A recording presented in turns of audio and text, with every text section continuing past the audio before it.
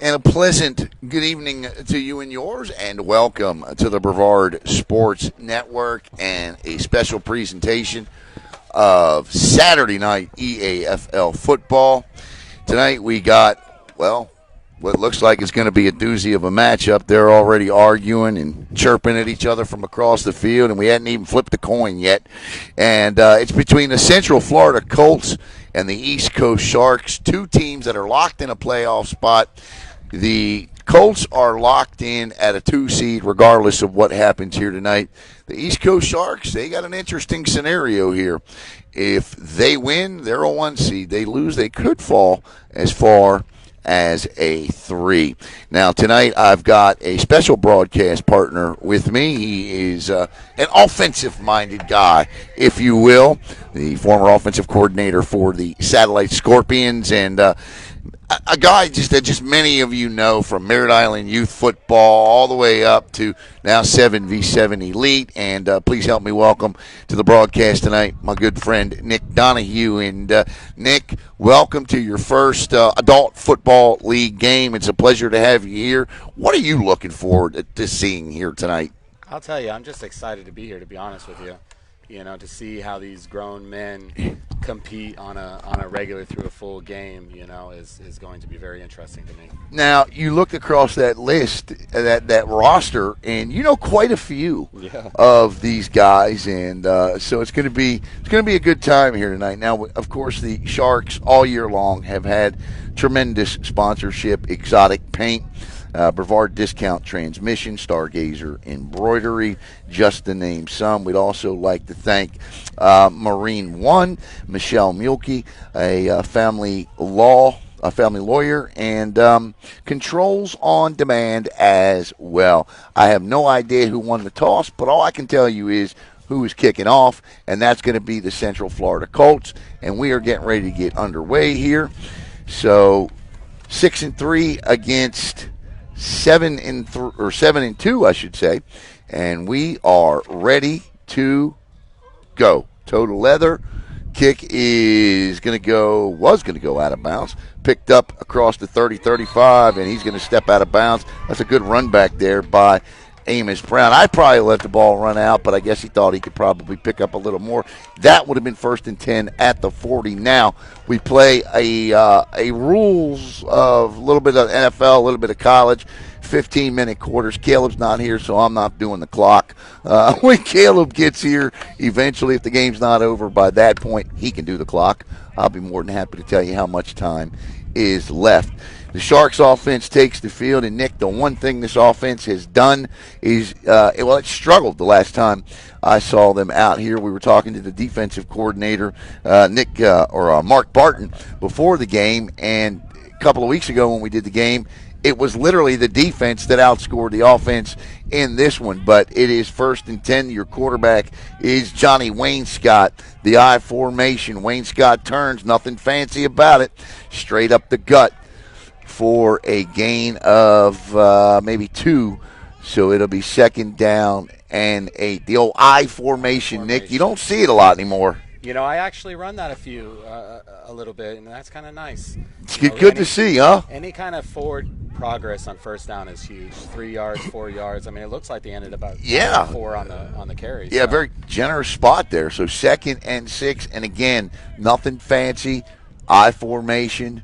Wainscott again turns and gives, and again a cutback and up the middle, and he's going to be close to a East Coast Sharks 1st down, and he says he's got it. It's going to be a couple of yards short, or maybe, about be 3rd and 2. I always say to Caleb, I try to keep Caleb on his toes. I always say, nothing wrong with picking up 4 yards a carry. 4 times 3 is 12, and it works. 3 times 4, it works every time. Agreed. 7, we got 8 yards on the first 2 carries. I mean, that's amazing. That's possession. That's yards. That's now eventually. Somebody's got an umbrella. And that's what I was just getting ready to say, Nick. Eventually, the defense is going to tighten up and stop it. And here we go, 4th and 2. I don't know that I would have done it 3 times in a row, but we'll see what the decision is here from head coach Connor Veit. Well, a little different on the call there. They went with the up back on that as opposed to the tailback. So maybe they were trying to get a quick little sneak in there with that that fullback, so he got just a couple quick yards, but that obviously didn't work. And you know what? At 7-2 and locked into a playoff position, maybe they'll try and draw them off here, or maybe they'll actually run this play. We're going to find out right here as Wayne Scott is under center. They're going to go for it, and he's got it. There we go. Right back to the tailback. So, right back to 3-4 yards of carry, first down. Yeah, that's a gutsy call this early in the game. Because at this level, I don't know about high school, but I know at this level, that establishes the up front. That lets you know we're coming. There's nothing that's going to happen here, at least early on, that we're going to back down from. 1st and 10, ball at the 43-yard line. And again, back in the eye. Play action, I smell it. Quick pitch out. And on the edge, just missed it. That's, I believe that's Bryce Pretty out there, number 35 it looked like. Was that 35 out there? Yeah. So Pretty loses a yard. What was the number he wrote down? CT. Oh, okay, number 6. Yeah. Poor guy. Been calling him Bernard Thomas all year. And Dontavius Elmore is Devin Hester. Devin Hester. What a great name. Yeah. Great player, too. 11:49 to go here.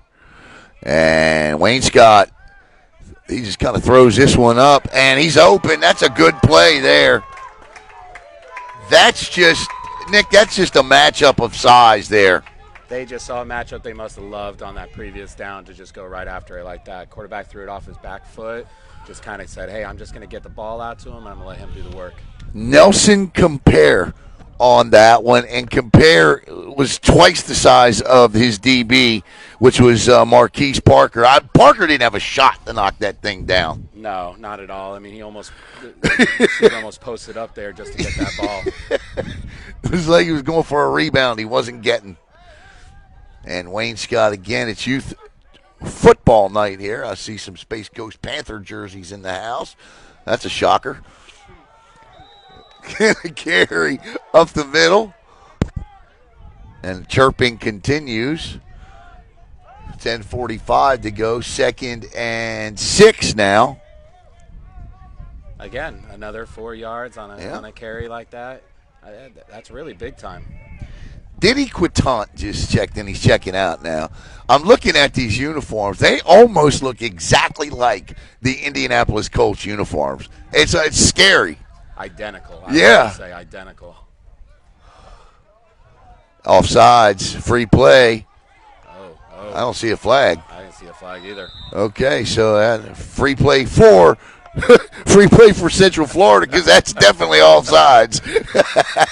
Well, it showed with 4 people in the backfield like that. So. Yeah. So that's going to bring up 3rd down and 8 now with under 10 to play in the first quarter. Busy night here at the O-Dome. Talked to Nick about that, too. I'd say he spent a little time here, huh? Just a few years. Pull that up just a little. If it'll stay up, I don't. Who knows? There we go. Yep. I would pull it all the way up here, and then it'll fall down. How's that? Yep. There we go. Looking. He's got all kinds of time. Oh. That was nearly intercepted. It may have been intercepted. A referee says he's waving his hands over his head. That's not incomplete. No, sir. That's an interception.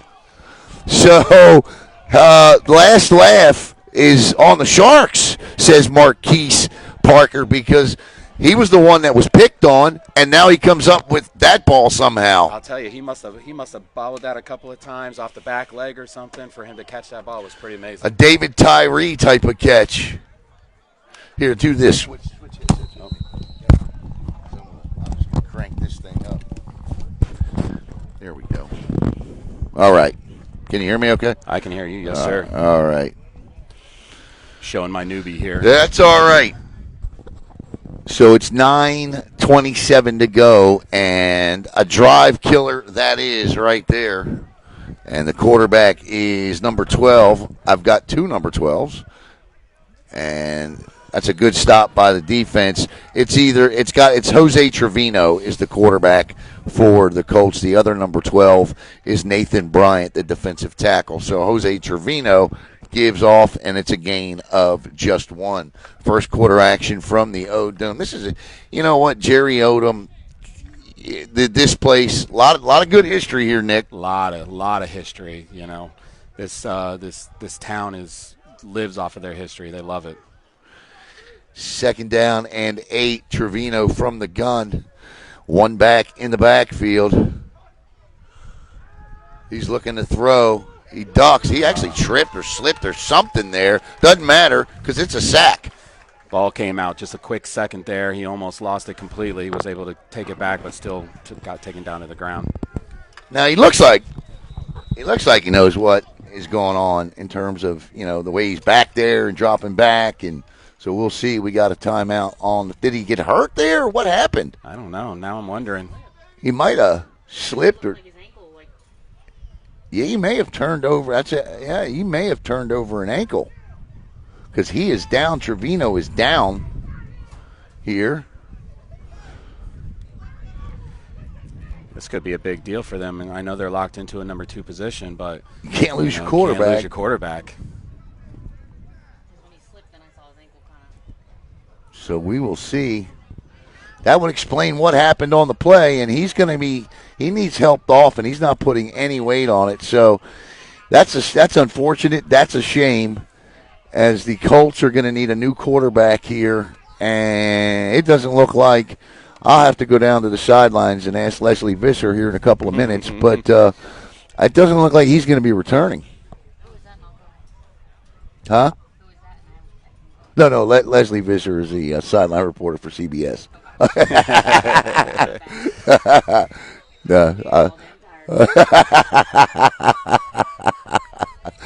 That's funny. All right, 8:22 to go, and so we're going to get another quarterback, and this one's going to be number 14. This is going to be Sean Thomas, I think. Yes, I do believe so. Yeah. So Sean Thomas is the quarterback. See what. And they show blitz. Thomas keeps it, but they can't get out. He's down. That's just a great play there. And that's that sneaky blitz. That's Demetrius Dees on the stop. That's that sneaky blitz that Barton was talking about before the game. Yes, sir. Coach was saying that they have a variety of blitzes they like to bring, so that was definitely one of them. I want to say congratulations to this young man on the screen right there. Aiden Veit is going to be signing his national letter of intent tonight at some time to attend Methodist University. Congratulations to Aiden. And now it is 4th down and a trip to Methodist University for a first down. And back deep, I can't see his number, but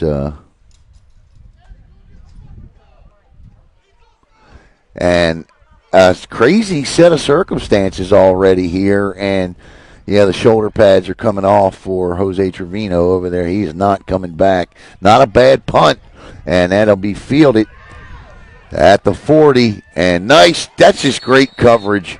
Keyshawn Cooper there on the catch. And, you know, I know Keyshawn's going to be frustrated with his blocker there, Nick, but had he made that block, it would have been in the back, and they start 15 yards back. So it's actually not a bad play not to do that. That punt was actually a really good punt. Yeah. High up in the air. I mean, I know it didn't go a ton of distance, but it allowed the coverage team to get downfield to really get to him. Punting out from the middle of his own end zone is always tough. Sometimes the smartest play you can make is the one you don't make. 6:55 in a fast-moving first quarter here.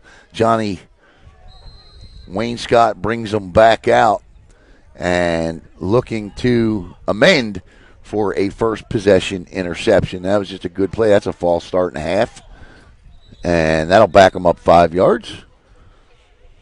Not a good way to start. No, it's not. And the one thing, if the offense gets going, really gets going, with the way that this defense plays, and you got a taste of it there on that opening drive, man, they could be a dangerous football team in these here coming up EAFL playoffs.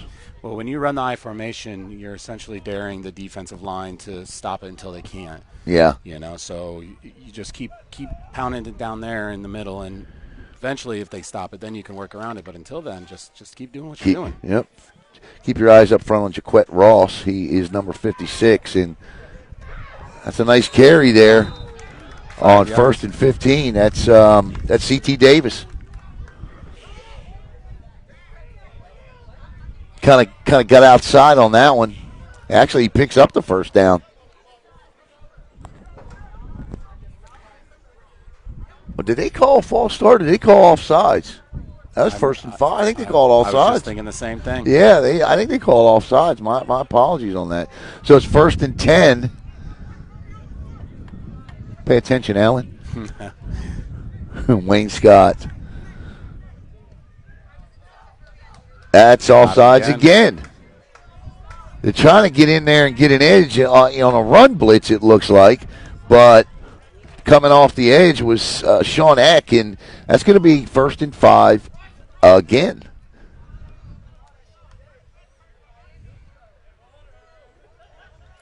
That hard count's really getting the defense.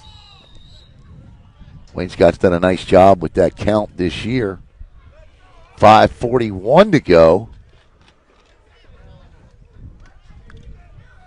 And what literally feels like an actual 15 straight minute quarter here. That's awesome. Wayne Scott. Time for play action.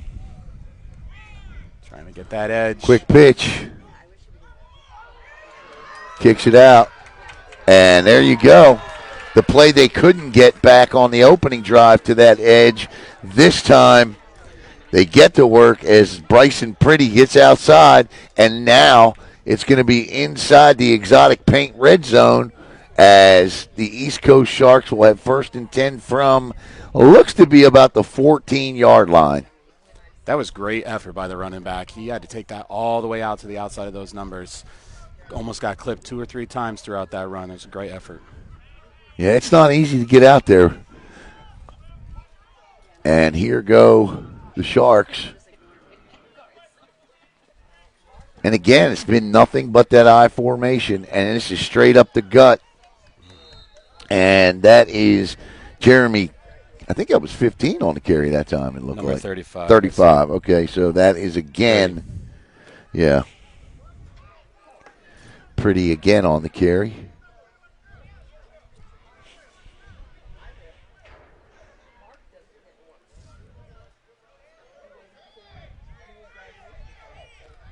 Got some pretty big guys out there, Alan. You're not kidding. No lie. Yeah, they're not small. And you got some guys with some speed, too. That offensive line, the defense, I mean, look at the 2 guards and the center.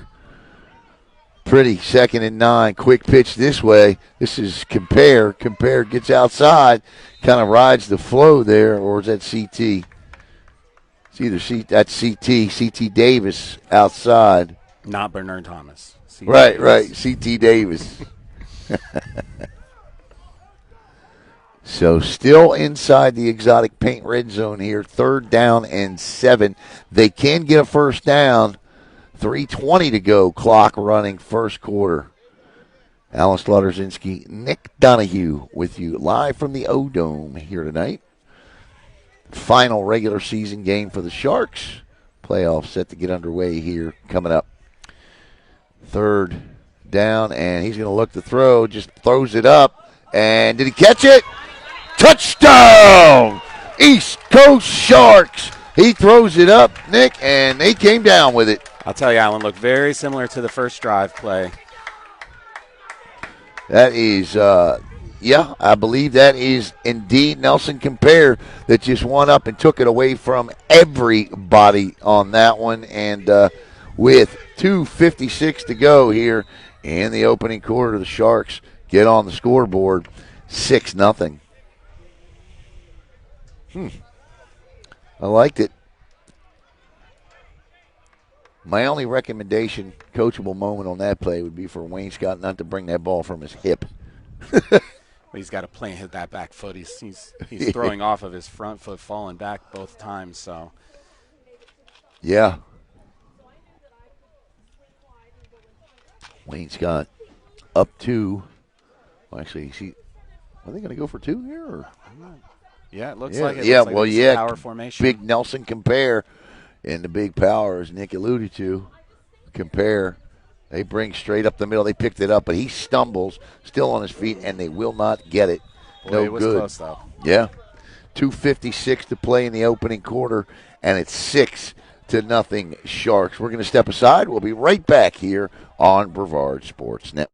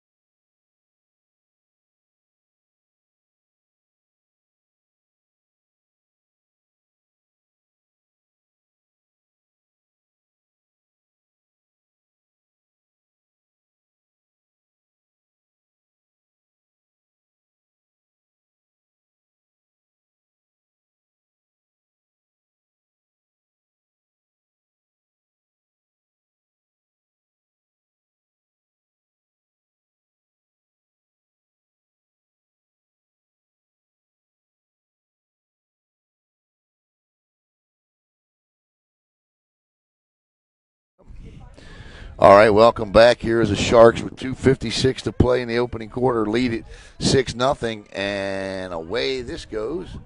This ball will be bounced and picked up at about the 15, and that's just good kick coverage there. He gets out to the 39, but a good job as the Sharks are fired up now.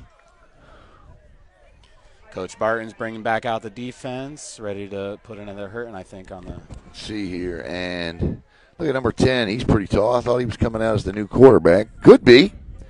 That you know who that is? That's my man Matt Parsons.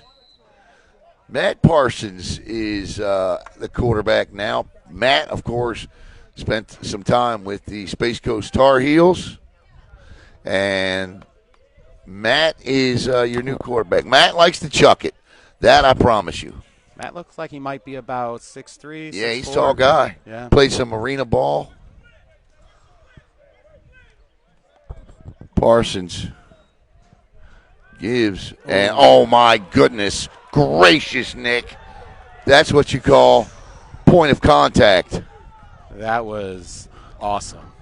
Number 52, Nate Yankee is his name.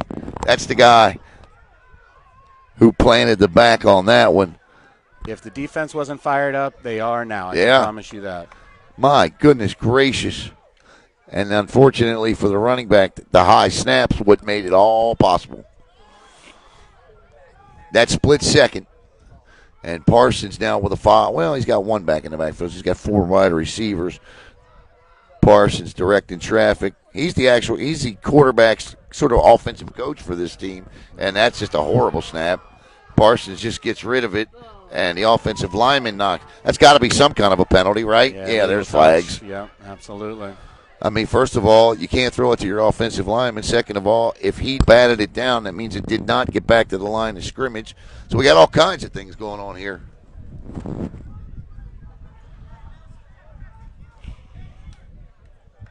And that was an all-out blitz, Nick. Losing your starting quarterback is tough, but I don't know. The center's got to calm down. That's the second high snap in a row. Yeah. So this is going to be intentional grounding. It's got to be. And that's a loss of down and a 10-yard penalty from the spot of the foul. So that's all kinds of negative yards. And now it is 3rd down and a trip back to Orlando this time. That's a long way to go and a short time to get there. This was about the same spot the Colts were in their last drive. Eastbound and watch your bandit run, right? Yes, sir. Yes, sir. 1:39 to go in the opening quarter. Parsons draws them off that time. They're going to say they're going to want. Yeah, they got it. Okay. I was going to say they wanted a false start. That was Sharks. close. Yeah. It was close. Because he definitely moved quick. So that gives them 5 yards back. So now that will officially make it third and about 27.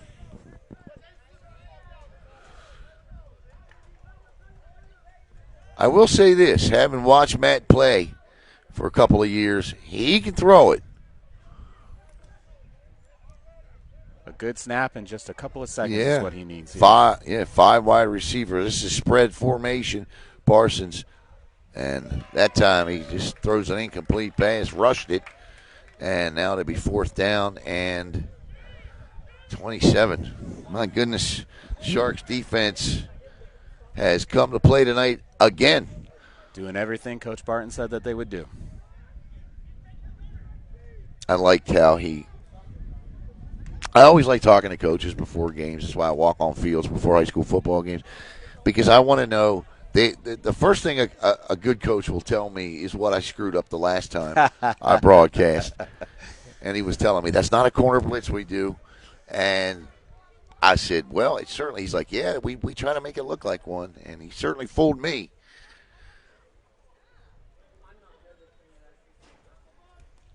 Another high punt. High punt. Definitely short, And though. this is going to be a return. And again, the high punt.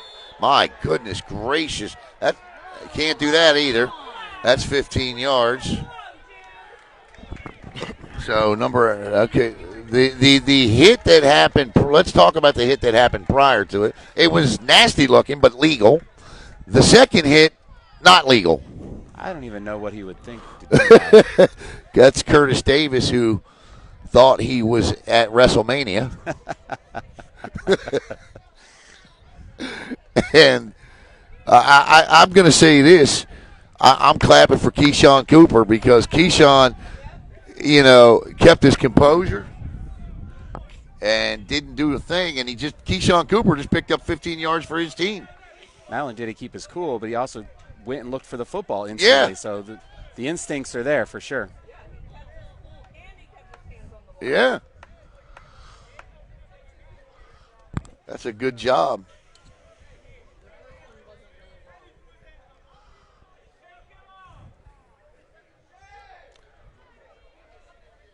.52 seconds to go, and the Sharks again are going to have great field position. And, Nick, I see no reason. You've got the Colts frustrated. I'd keep running it down their throats. Absolutely. Time and time and time again.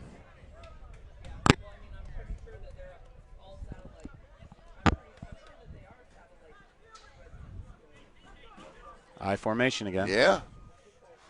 Wayne Scott turns, gives. This is C.T. Davis inside. C.T. still on his feet. That's 10 more. And they're just churning out yards like the Amish did butter. And here we go. And this should probably be close to the end of the first quarter here. Boy, if you're down there right now and you're Mark Barton, you are thrilled with what you're seeing from your defense. You're excited.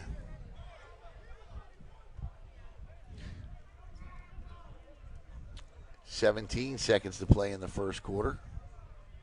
Looks like they'll get one more off. CT again. It was second and short, so I don't know if they're going to give him forward progress for a first down, but that is definitely going to take us to the end of the first quarter. It's been all Sharks. It may say 6-0 on the scoreboard, but they're knocking on the door here, and we'll change sides, and we'll be right back with the start of the second quarter. You're watching EAFL football on the Brevard Sports Network.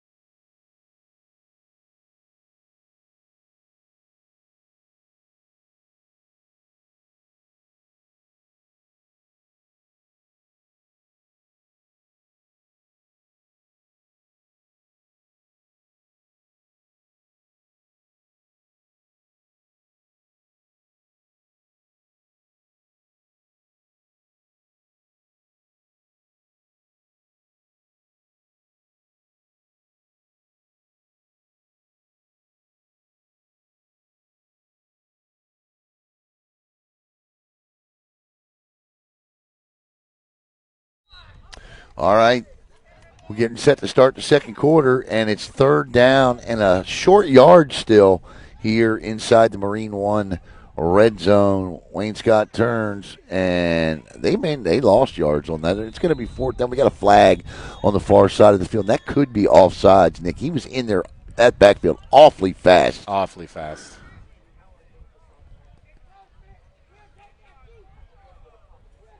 And if it's not offsides, my apologies on the good jump. He's going to call a false start here. So, Nick, if they didn't get the first down, I don't know why you would take this penalty. Well, not only did they not get the first down, but I believe they lost a yard or two on Yeah, that's carry. what I'm saying. And if they're calling false start, I would rather take the play, right? Because there you go. Yeah, they declined it. So that's smart. So now it's going to be fourth down, and your defense has just got a hold here. They picked up 9 yards on first down and haven't been able to get a yard since. So this is where your offense needs to understand that this time of the year you got to pick up a yard. Got to pick up a yard. I mean, go back to your hard counts. Yeah. Maybe a boot here, or some type of play action, with the quarterback rolling out. Boot action style, it might be a good call here. I know you're an offensive guy, but in the playoffs, they'll tell you all the time, right? You want to play ball control offense. Unless you're a team that can, air it out and score 40 points a game like the greatest show on turf. But this time of the year, when you get into the playoffs, it's got to be about controlling the tempo of a game, controlling the football, playing good defense, and not committing stupid penalties. Well, the great position they're in right now is they're in the red zone, so they have the opportunity to maybe try something a little funny, because if it goes disastrous, worst thing's going to happen is they're going to turn the ball over, and deep, really deep. And the Colts are on their third quarterback. Correct. So fourth and about a yard here. Lots of options for the offense right now. Yeah. And we got whistles again and another flag. And that could be offsides. Possibly lined up in the neutral zone. Yeah, that's what I think he did, and he does, and that's 5 yards. So that's an easy first down pickup, but you're going to take it because now it's going to be first and goal at the 6.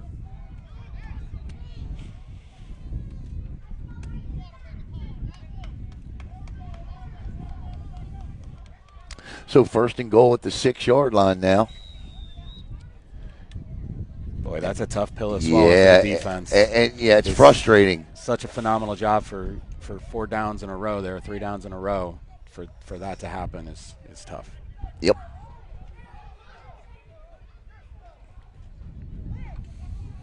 Back to the I formation. I believe we've seen him in I every down. Every down. And does he get in? Touchdown, Sharks. Nice job. That's number 12, I believe, on that run that time. That is Cayman Johnson. And with 14:26 to go, it's 12-0. And look, there's nothing fancy to this. It's just we're gonna punch you in the mouth. I'll tell you, that was a tough run. He had hands on him from the line of scrimmage to the end zone. Yep. He drugged probably 2 people along with him. That was a tough run. Yeah, it was.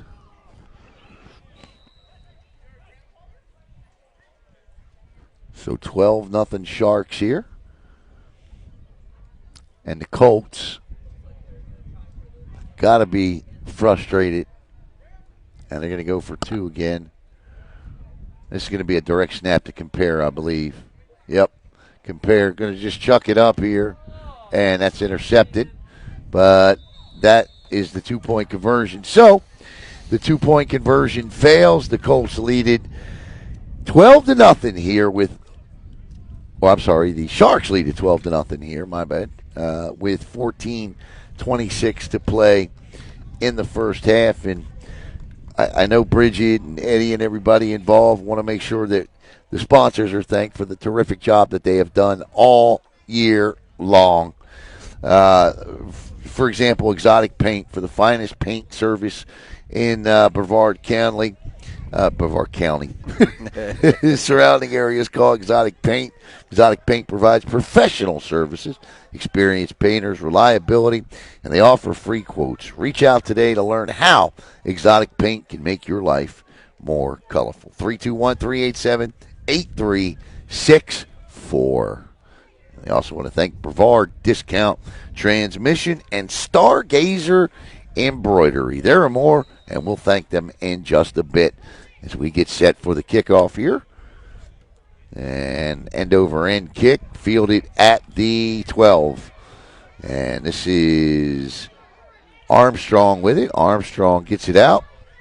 And he's got a seam there. He gets out across or near the 50. Looks like officially right around midfield is where that ball is. We've got an injured Shark on the field. 14-13 to play.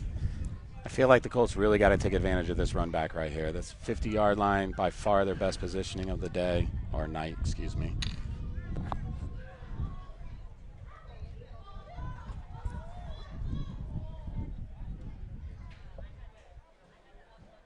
Can't get the number of the man that's down. It's a kickoff team. It's rough. You know, I always feel bad when I see one of these guys get hurt, Nick, as we were talking about on the car ride over. You know, these guys work all week. You know, they got full-time jobs. That's number 40. That's Rashadi Myers. He's up. Oh, tough to call your boss on Monday morning. Say, I can't come in today, Coach. I sure got to pop my hamstring Saturday. At least it's Friday. Maybe he's got the weekend to heal up all right. before Monday rolls around. 50-yard line, 1st and 10 for Parsons and the Central Florida Colts.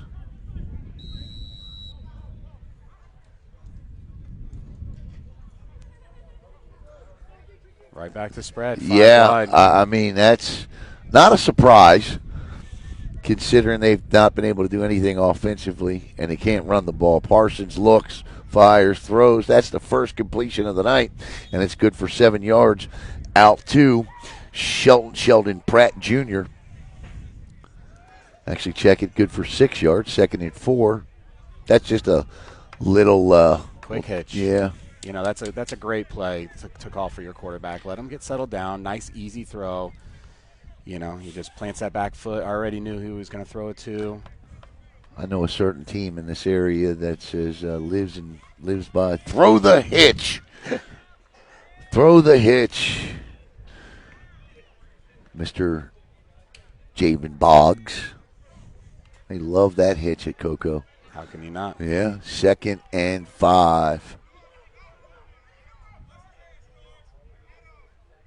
Parsons again from the spread. 5 wide receiver set. 2 3-step drop. Looks, fires, throws. Nice pass that time. That's just a good throw by Parsons. Throws it into traffic, and again it's Sheldon Pratt.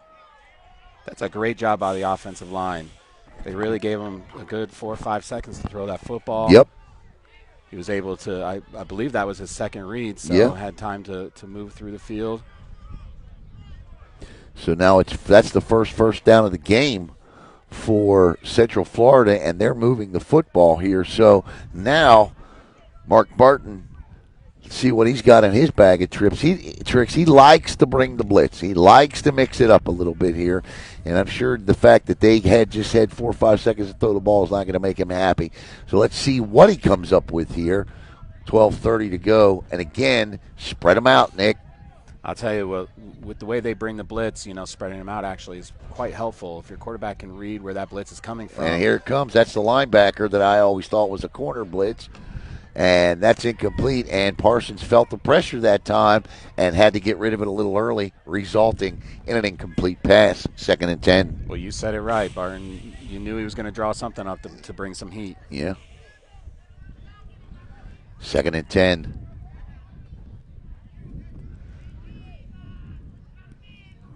Looks like a baseball game across the way here tonight.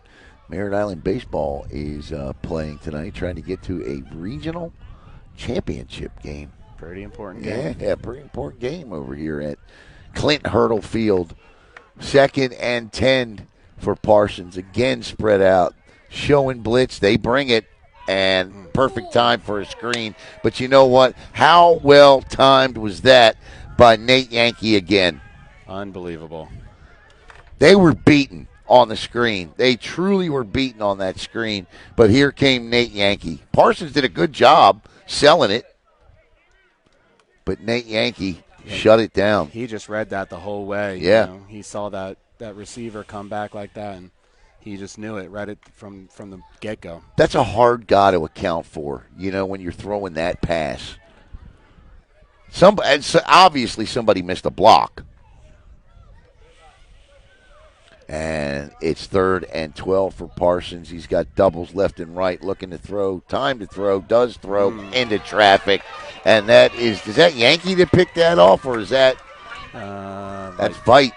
And Veit with the interception there.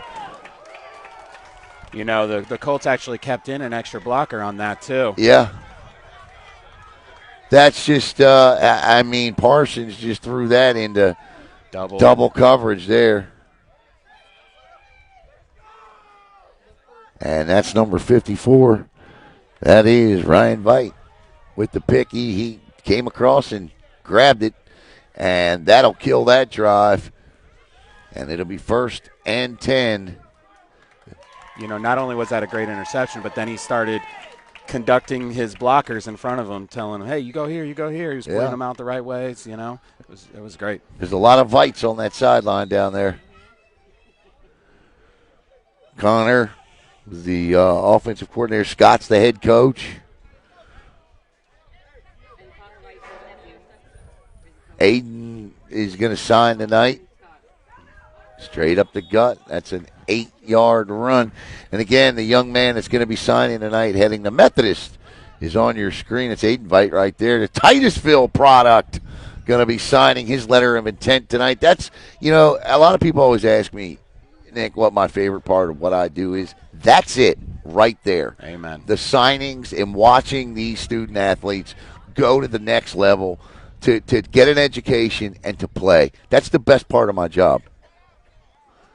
10:40 to go. And why not? And the Colts will stack it up, and it'll be I guess if I'm nitpicking, and, well, that's my job, so I'm going to do it, I'd like to see a play action off of this. Yeah, you almost feel like they're just kind of saving it for the right time. Yeah, and if you don't have to show it, why? You know what I mean? You got the playoffs coming up. If you can beat these guys without having to show anything extra to anybody that might be sitting in these stands or watching this broadcast, because they do scout here. They want to know what you're running. Well, we've seen probably about 4 plays total from the Sharks. We've seen a quick pitch and a couple of dives. Yeah. And there it is. There you go. Yeah. And that's interference. I don't know if they're going to throw it. They did not. Yeah, he was all over him. And he's got every right to complain. Yeah, he's pleading his case for sure. But it's not going to matter. He face guarded him. And the incomplete pass makes it 4th down. And they're 1 for 1 on 4th. 2 for 2, actually, on 4th down. Looks like we might have the punt team coming in here. Yeah. See if they can't flip the field a little bit here. Back to punt. I think that's Davian Jones.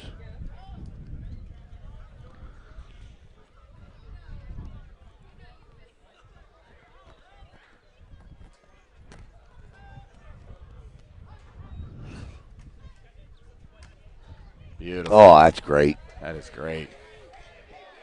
Nice. Oh. And he gets outside, and that's coming back 15 yards. That's a blindside block right there. Can't do that. I actually felt down where he received the ball. There was one too, but yeah, you just can't do that. And I know it's hard not to do when you're out there on special teams. And listen, there's a difference between blindside and dirty. That's just blindside. He wanted to make the block. It's different if it's away from the play, but that's where the play was. I don't think it was a dirty block, but it was definitely a blindside block. And Matt Parsons will bring him back out here with 9:26 to play in the first half. And it's 12-0 East Coast Sharks on top of the Central Florida Colts. Now, I know they're down 12-0, and it feels like the Sharks have owned this game, but I feel like the Colts really need to get some kind of running game going. They've got to be able to do something else other than just drop back and throw the ball. This is what the Sharks have done this year. This is their MO. They get out in front, they look really good, and then all of a sudden in those middle quarters, it becomes a ball game for some reason. And then they win in the end. 1st and 10. But Wilson Parsons, I don't know that he's going to be able to throw his way out of this. That's a low pass and pushes him out of bounds. A reception by Jimmy Kelly. I tell you, he's not setting his feet. He's not getting into that ball. He is just trying to get rid of that ball as fast as he possibly can. Yeah. 2nd and 7. The 2 completions he had over here across the middle of the field, those were really nice passes. That was very hurried. And 1, 2, well, we'll see what Barton does here. He's got a 4 wide receiver set, doubles, 2 to the left, 2 to the right. 1 back in the backfield. And, yeah, if you're going to jump off sides, that's the way to do it. You got to make it count if you're going to pick up those 5 yards. Looks like they might be saying snap infraction. Yeah. Oh, really? I think they are. Yeah. Yeah, I think you're right. The referees are discussing it. They're going to walk over to the white hat, and we'll see what he says. And he says, dead ball. There we go. False start, snap infraction. That's what it is there. So it's a 5-yard penalty, and now if you're the center, you brought that one on yourself because he went about 4 yards back. Double punished for him. Yeah, he sure did. Poor guy. Now there'll be nobody in the backfield. Oh, yeah, there he is. Okay, I see him. Quarterback heels on the goal line. And they did it again. Did they do it again? I think this is coming back 5 yards. Yeah, I think so, too. Yeah. He's like, come on, man. I didn't move the ball that time. You just knocked me out there, bud. Number 46, the center. That's Charles Anderson. And Charles has felt the O-Dome turf hard the last 2 plays, and we haven't even really run a play. 2nd and 8. Parsons again.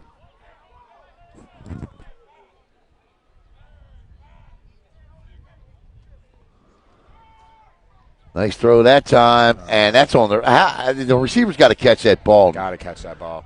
That's late flag. Yeah. What's that one from? I would assume late hit. I didn't see it. I looked up. I don't know if I throw that if I'm out there. Yeah.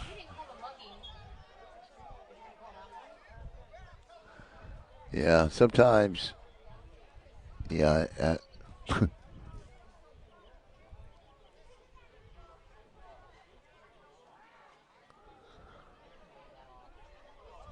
Where's Eddie Dufresne Sr. when you need him?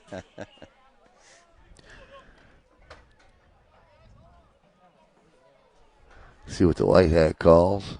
Well, they're walking it off, aren't they? Yeah. Sir. Yep. Personal foul. That's 15 yards. So that'd be an automatic first down. DB came in just, I guess, a hair late at the end with that hit. Ball was already done. Pass hit the ground. But I don't know.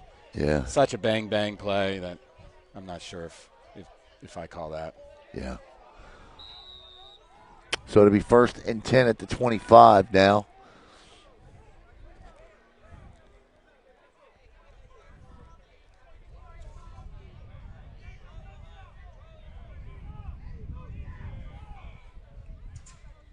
Parsons looking, throws. There, that's what they wanted on that last one. And that's going to be 15 more. That's deserved. That's uncalled for. Yeah, he ripped his helmet off, and Jimmy Kelly on the catch that time. That's the play they wanted previous, didn't get. They get it that time. They complete the pass for about 13 yards, and it's going to turn into 28.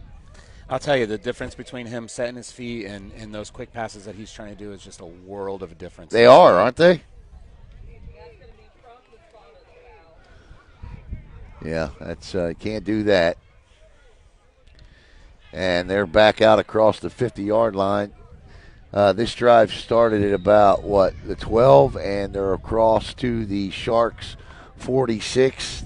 30 yards of this drive have come on penalties by the Sharks of the unsportsmanlike conduct variety. 7:11 to play in the first half. And you are right about Parsons and the difference between him setting and him not. And that's a draw, and that is eaten alive by number 54. That's Ryan Veit that comes in and shuts the door. And that's a loss of 5. He read that perfectly. No fooling anyone there. You know, with the way they bring the blitz, I'm not sure a draw is really a great idea. No, takes too long. Screen, absolutely. Draw. Yeah.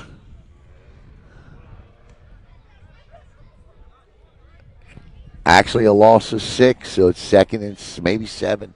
We'll call it a long 16, short 17. Second down, 6:15 to play in the first half. Parsons throws wide open on the flat. He dropped it. I'll tell you, that's Sheldon Pratt over there to just drop the football. But watching your expressions over here, I know you're a coach. He put his hands on his head. He's like, "Oh my God!" As an offensive coach, that just hurts. It hurts me through and through to see that.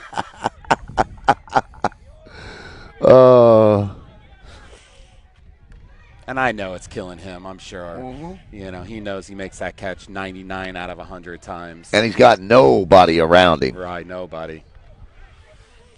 5:43 to play. And Parsons again fires, and they go right back to it, and it worked that time.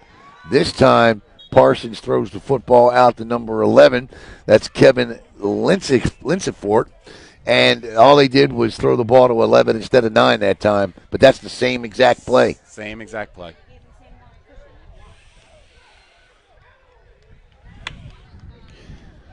You're a baseball and a softball fan. Boy, Bear Brevard Sports Network is going to be your home next week. I can tell you that right now. Remember that song by Willie Nelson? I think it was On the Road Again.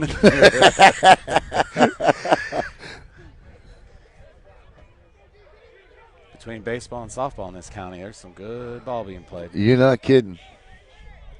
1st and 10 following the completions by Parsons. And this was the thing I remember about Matt. When he got on a roll, sometimes you put some butter on him, man, because he can go. Well, he's down there conducting, making some changes. Yeah. It looks like it may have taken too long to do. Yeah, that he definitely did. So it's going to be 1st and 15. The only issue I ever had with Matt was the occasional throw like he did across the middle there. Yeah. You know what I mean? That was the drive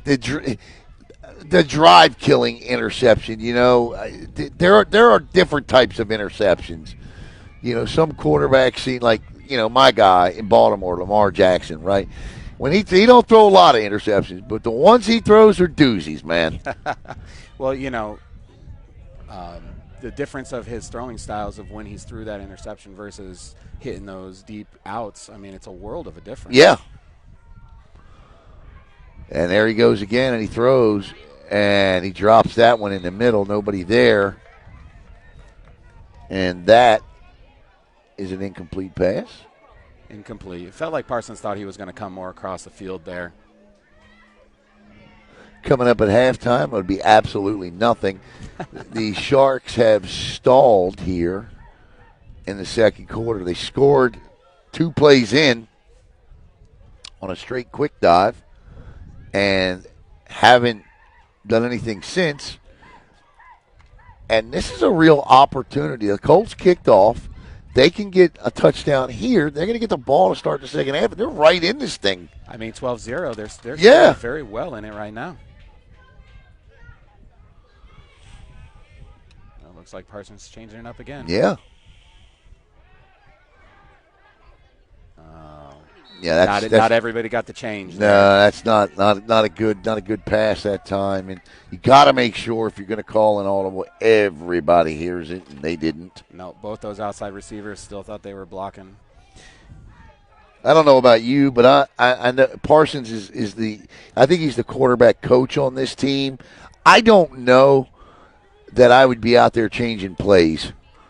You know, you don't have your first string guy out there. You don't have your second string. I think you're down a little far on the depth chart to be calling audibles. That's just my opinion. I think I'd agree with that.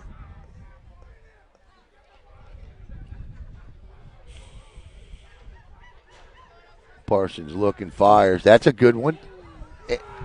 I'll tell you what, a little more, and we're going to get a penalty here, and that's going to go against the Colts. It's going to be a 15-yard penalty. But a little more arm strength on that one, and that's a good ball, but it ends up looking like it's in quadruple coverage. But he had the right idea on the pass. Yeah, the receiver was definitely the right read. He had all those DBs beat over the top. Yeah. Parsons could have just put that ball up and let him run under it. I mean, we're probably talking about a 50-yard touchdown here. Yeah. Because, you're right. He was behind them all. And that's going to be 15 yards, and now it's going to be 4th down and 30-plus yards for a first down. It's the third time in this game that the Colts have been faced with third or fourth and a forever situation to go. These penalties are really hurting the Colts. Yeah. Offensively and defensively. Timeout, Central Florida. And when you consider the fact that you're only down 12 and you're probably sitting on negative yardage. You know what I mean? You're probably right, absolutely. You haven't been able to run the football. A matter of fact, I think they ran the football twice to start, and that was it. That was it. That draw play they tried to run. Yeah. Didn't do anything at all. But they strike me as a spread team no matter what. Looking at the receivers, they have more of your slot, traditional, shorter slot receivers out there. Yeah.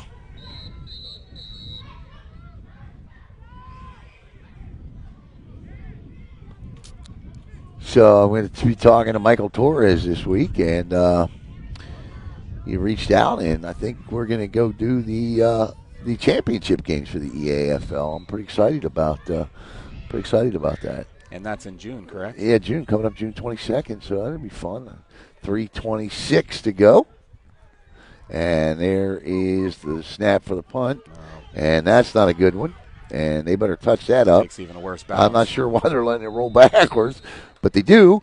And there's an opportunity here. Now we're going to kind of see if there's anything else in the arsenal tonight offensively for Connor Veidt and this offense, because it's been run, I formation with 3:14 to go. You kind of get down. The time is of the essence a little bit. You don't have time to score if you're running an I formation. You know what I mean? Couple of timeouts left in the box there for them, but you're absolutely right. I mean, we've got to put the ball in the air at some point here. So we will see if this is it. And there's going to be one deep here. 2 backs and a tight end. So, and straight behind. And, that time number 20 gets in the backfield. That's Troy Hurd on the stop. So it's going to be 2nd down and 9, 3:03 to go. And they may, listen, Nick, they may just be content to get off the field with the way the defense is playing with a 12-0 lead. Well, what you said earlier really hits home, too. You spoke about maybe they just don't want to show anything. Right. Got the playoffs right around the corner. They're up 12-0. They're in command of this football game. Yeah. It feels like they should be up 40-0 right now with the way they've commanded the football game. But, maybe they're just like, hey, let's just get out of this and let's just stay healthy. And run what we run and bring out the fancy stuff next week. Wouldn't be a bad game plan either. And turns and gives again. And that's straight up the middle and 2:20 to go. I believe the clock will stop for the 2-minute warning. That's about to go away in the NFL. Did you hear about this? I did not. Yeah. I think I heard something. They're going to bring back the 4-minute stoppage in college football. And they're trying to figure out how they're going to do that 2-minute warning.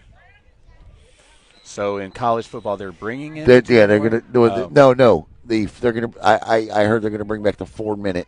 There used to be 4 minutes in college football. Correct. Yeah. Yeah. So I think they're going to. They're talking about bringing that back. We're going to get. It should be. Yeah.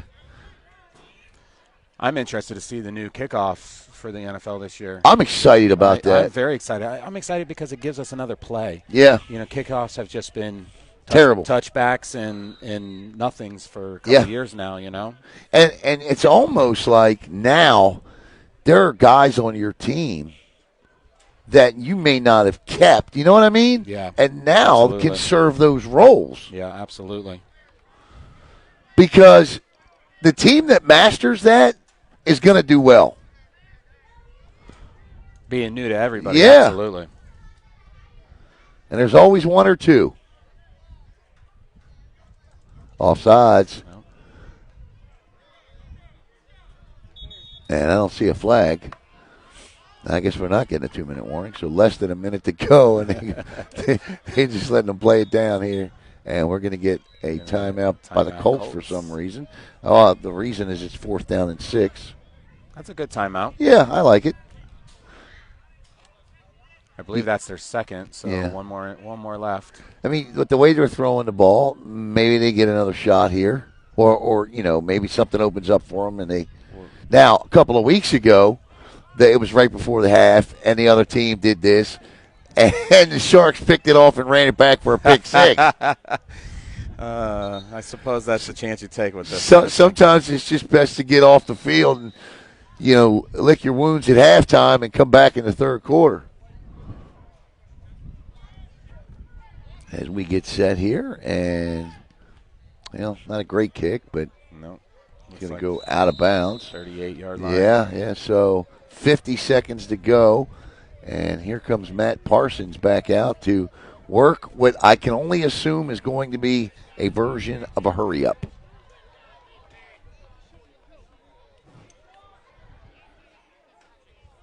Wonder how Caleb's doing down there at Fred Pope Park. Place down there where the signal is just the best in Brevard County. Oh goodness! I'm not sure I've seen a good signal down in Bayside anywhere. Yeah, it's weird, is what it. And there's towers there. That's towers, the thing.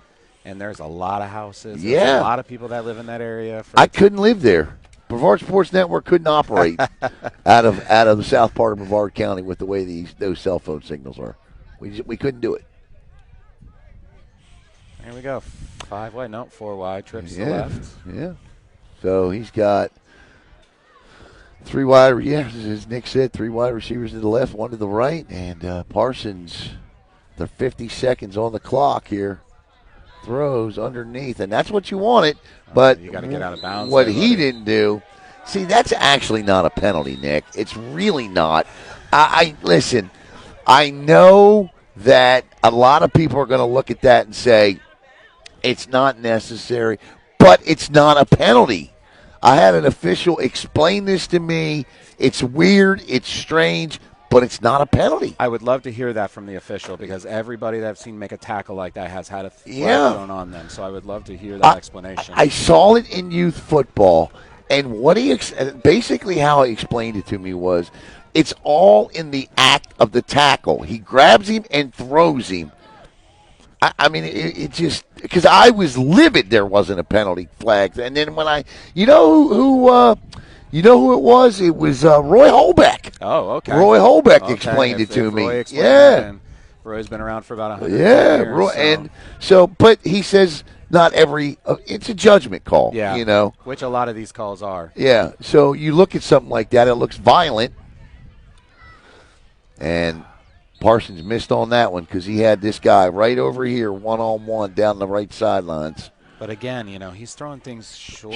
He's short. Well, yeah, he's short arming it. Yeah. Oh, yeah, absolutely. But I think that's just kind of his throwing motion. Yeah. Which is fine, but you've got to be able to have that adjustment. The one thing when I was a senior in high school, and correct me if I'm wrong, because you've coached a ton of quarterbacks. I've coached a couple quarterbacks, but You've played some quarterbacks I now, played some true. quarterback. 6'4", 6'5", 180 pounds tall and skinny in high school. Man, the thing is to keep that arm up. You Right. gotta keep that arm up like that. And Gave him a chance. yeah, and he gets it. Yeah, that's listen. That's a good pitch and catch there to Kevin Linsonfort, and all of a sudden the Colts with an opportunity here to cut it to a one-score game.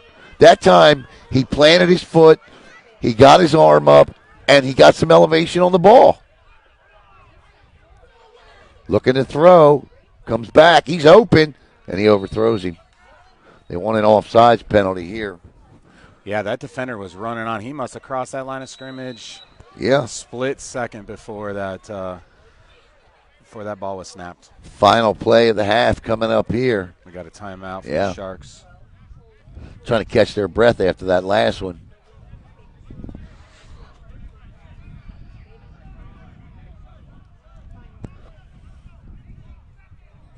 Now, if you're Coach Barton, what do you do here? You bring the heat. I absolutely bring it. Bring the heat, right? What would you do? Bring the heat. Yeah, Absolutely. I would. I'd come after Absolutely. him with a fury unknown to mankind right here. I'd put every one of my DBs at man coverage, faced up on them, give them no room to move, and just bring Now, if I'm the 6. Colts, what do you run here? You run a little crossing route for a I absolutely bailout. run that. I run some type of mesh route with your running back kind of just sitting on the edge, just in case you get all that heat. Have one of your receivers, maybe one of your slot receivers, chip a guy coming in. Give him just a split second more. But I certainly bring the house here. And if I'm Parsons, you've got to get rid of this football. This is doesn't matter if it gets intercepted. You've got Yeah, to throw this football exactly. no matter what. Keep your eye on number 7 because right now. Now, if we're going trips, I bet you're going to see a couple quick slants out here. Yeah. We're off too as DBs. And they are coming. This honestly should Nope, be they backed up in coverage, throws, caught, touchdown, no. Colts. And I tell you what, great play. That's a great play. I'm surprised. I'm surprised Coach Barton didn't bring. I am bring the too. house. They backed in coverage, and I tell you, it's a good throw. God, that's a back shoulder fade right there. That is absolutely. Yeah. Receiver almost looked like it was a surprise to him. Yeah. Being there. Nice throw by Parsons. And they're going to like that. Yeah. And we're going to start the second half. This is going to be a football game. Somehow, some way, the Central Florida Colts have found their way back into this one. And this has been the MO of the Sharks this year. Well, this is the tough thing about just being a ground and pound offense. Yeah. You sure you can control the clock, but you got to convert. Scoring points is usually at a premium. Yeah. No, you're right. And they're going to go for 2, and they're going to need 5 extra yards to do it. You can't have a delay a game on a conversion. You can't. I mean, it's inexcusable. That's not only that. That's coming out of a timeout. Yeah. He almost threw the same play maybe to the other side here. I don't know that I would do anything different. And I'm not sure why Parsons isn't on the field. But it's going to be number 14, Sean Thomas. Looks like we probably have some type of QB run here. here. And this time they bring the house, and Thomas is going to sprint left. He's looking and throws, and he dropped it. He had it. That was a good play by Thomas. He just drops it. But we have reached the end of the first half here at the O-Dome, and it is, we got us a game, 12-6. Back with the third quarter in 12 minutes here on the Brevard Sports.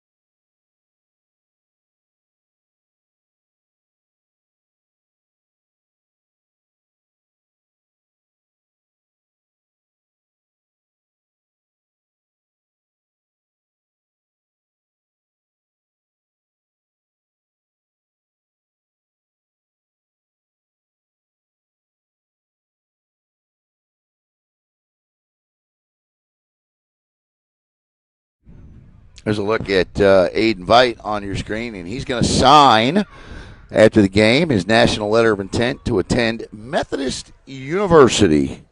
The Titusville senior. Exciting times ahead. He has no idea what's on tap for him. Lots of fun. I just recently got finished watching the series Blue Mountain State. I just hope it's somewhere in between for him. You ever see that one? No, I haven't. Oh, my goodness. Little extreme. But I've actually heard a lot of good stuff about Methodist. it's pretty funny. Pretty funny series.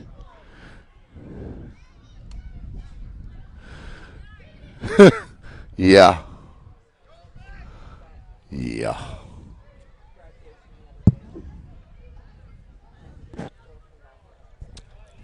About 2 minutes to go here. All right, Nick, what was your first half takeaways?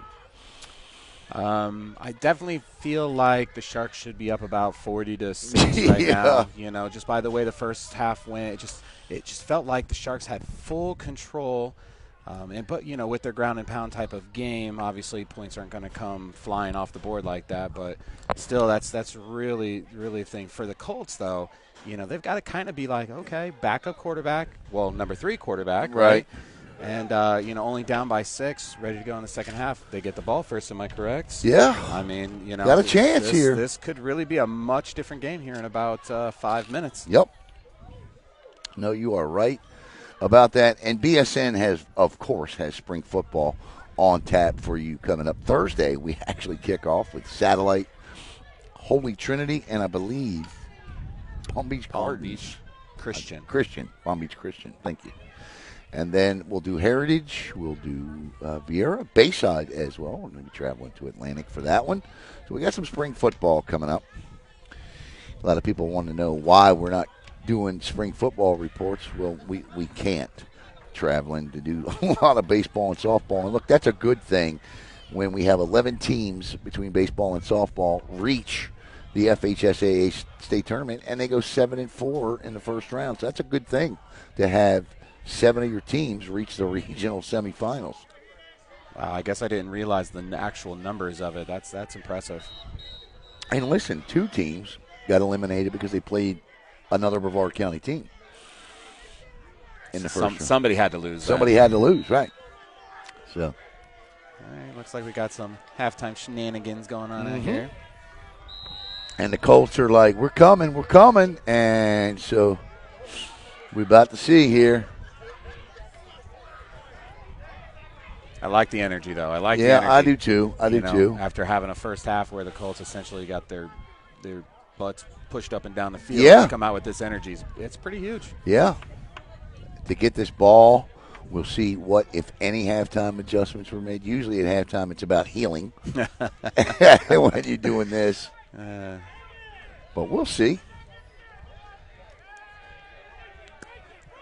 Youth football night before the final regular season game of the year here.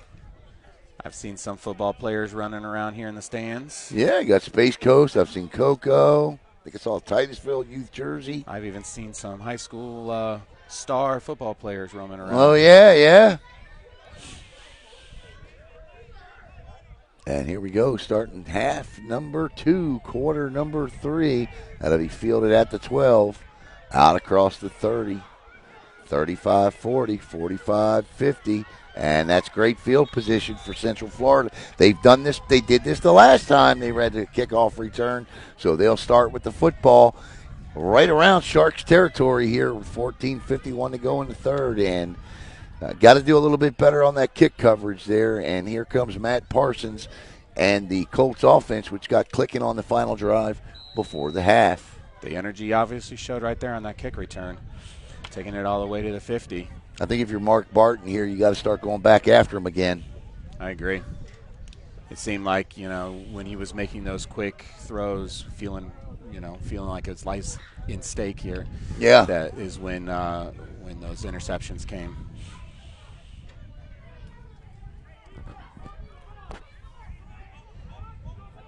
And they come out in I formation. Yeah, they sure did. That's new.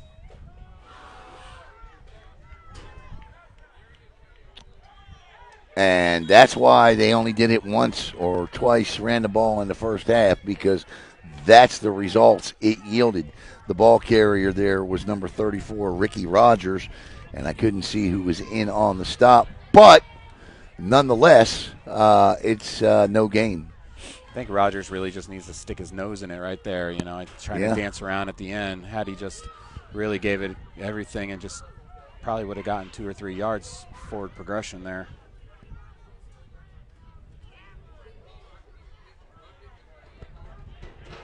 Second down and 10 for Parsons in the offense. Sticking with the eye. Yeah. Gives the up back this time, and he just missed stepping over a defender there. And now I can fully see with the way they throw the football, some kind of a big-time post route, play action post route coming off of this. I'll tell you, they beat the DBs over top numerous times on those last few drives of the first half. They just couldn't quite get the ball up and over to get it there. This is 3rd and 5. I wouldn't think we would see an I formation. Here we are. No, we're going to see a spread formation. Well, not really. It looks like we got somebody in to help with the blocking. Parsons looking to throw across the middle. He's got a chance at a first down, and he's going to have it and a couple yards more. That is a big-time 3rd down conversion there. On the catch was Curtis Davis, the wide receiver. That's a great change in formation there. They actually ran that formation in the first half, but they kept that tight end in as the extra blocker. There he released and was able to get that easy crossing routes and nobody around him. No. So here they go, moving the football with 12:50 to go in the 3rd quarter. And this time it'll be just a single back with Parson under center. And he's going to turn and give, and the defense in there, number 77, that's Caleb Wright in there on the stop, and Caleb, whose name we usually call a lot. Not so much tonight just because of the amount of passing that's being done. Caleb's a big-time run stuffer and on the interior part of that defensive line, and so that time he gets the stop. That's no gain, and that's the same thing we saw last time, 2nd and 10 now. Looks like he had a flag on the Oh, no. So he was short. What happened? So there was a hold far down on the field. It almost looked like a lineman that was moving down the field to find that second-level blocker, and he held on to that linebacker or DB that he had found down there. So it should be first down still, not second, and it is. Now it's 1st and 20 now. So again, penalties, Colts. Yeah.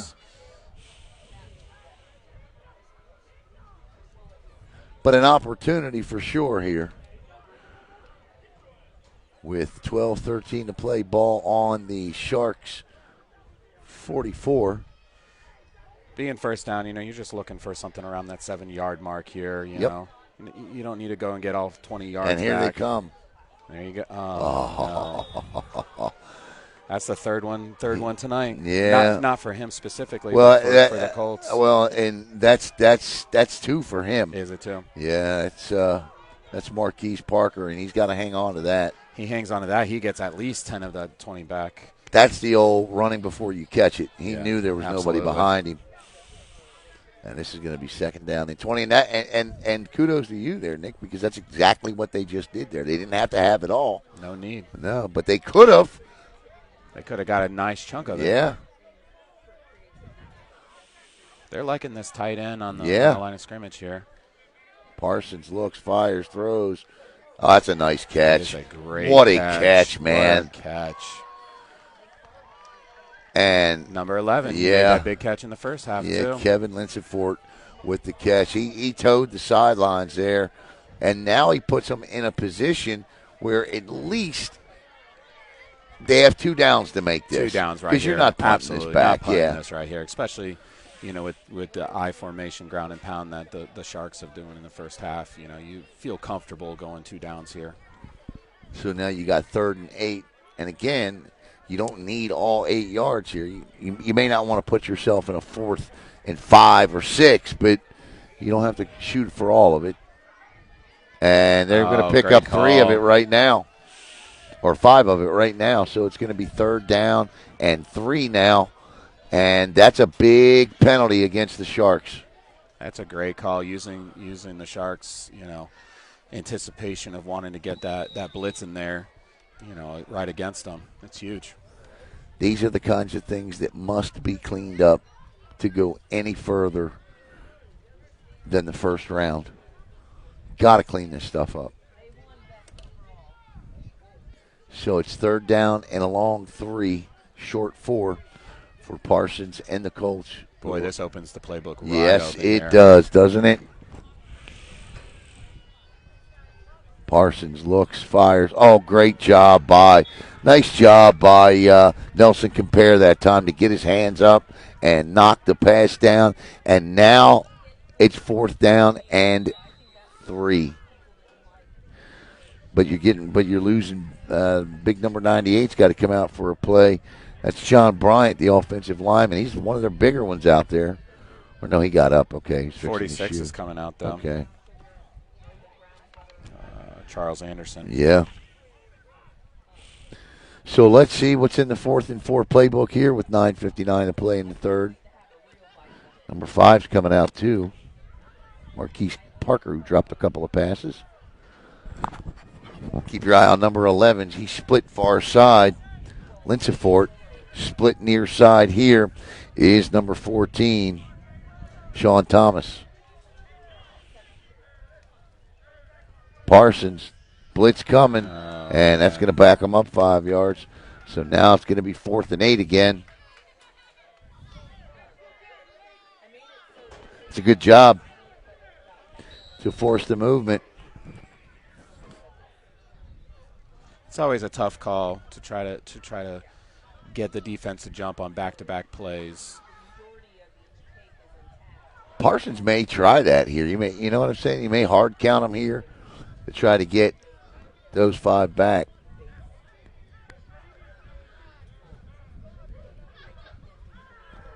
And he throws, and it's picked off again by Veit. And that's the 2nd interception of the night by Ryan Veit. And that one he just let go. And with 9:27 to play, that ends what started as a very promising drive. Those deep center throws have just not gone well for the Colts tonight. No. Whether underthrowing or 2 interceptions right in the middle of the field, Veit getting both of them, I do believe. Yeah. It's tough. Good news is they get the ball still back in their own area.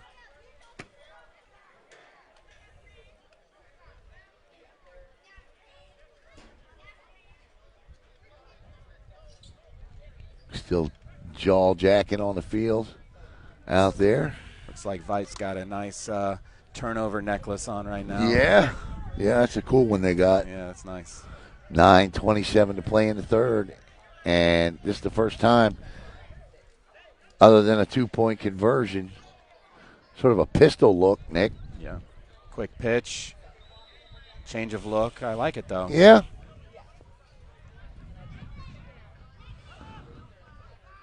And the ball carrier was C.T. Davis. He's pretty much been the guy all night.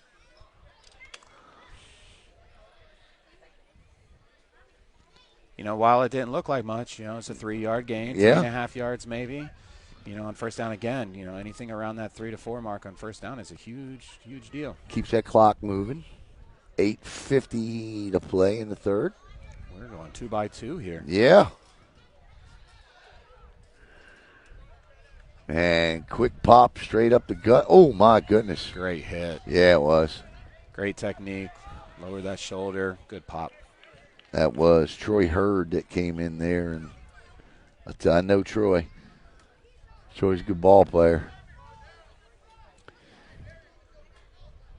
I can't see the comments tonight, but just be back with the Fort Pierce Bengals next year, too. And now it's 3rd and 5, and a big opportunity here. This is a must stop, I feel, for this Colts here. I know it's still in the third quarter, but you want to try to get that momentum back. There you go. And there it is. Now Pressure on the quarterback. Yeah, now they're going to be forced to punt. Ain't many comments. There you go. The one that struck me was got to catch the ball. Yeah, amen to that. We felt that a few times tonight. Yes, indeed. So now it's 4th down, and I don't think they have any choice but to punt. You can't get this ball back here. No, absolutely. You've got to punt this ball away. And their punts have all but one have been really nice punts. Nice and high, good distance. And back deep is Joshua Letman, the DB, or Alexander Abney. They got 2 DBs on the roster listed at number 22. So rock, paper, scissors, and we'll pick one. Snap. And that's a good one. That's a good one. It's going to get a bounce. There you go. Let it roll. That's great. Yeah. 20-yard line, about 21. That's a nice punt. 5, 10, 15, 20, 25, 30, 35, 40. About a 41-yard punt. Couldn't have asked for anything better, to be honest. No, you really couldn't. So 7:34 to go. A change in possessions here as the Colts will come on back out. And you're watching EAFL football here on the Brevard Sports Network. This is the Central Florida Colts and the East Coast Sharks. 2 teams that have combined for 13 wins out of 18 games this season. The Sharks 7-2 and the Colts 6-3. Both teams EAFL playoff bound. The Sharks hang on. I believe lock up the number 1 seed, but a loss could drop them as far as 3. The Colts are locked in as a 2 seed. That's a big deal, number 1 seed, home field advantage throughout. Yeah. Yes, it is. So 1st and 10 for Parsons, and we'll get wide receivers split equally to each side, 2 to each side. Parsons surveys the field.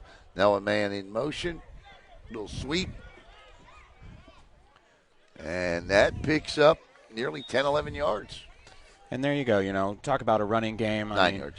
You don't necessarily need to ground and pound through the middle of the field. Let's get some kind of sweep. Let's get some kind of jet.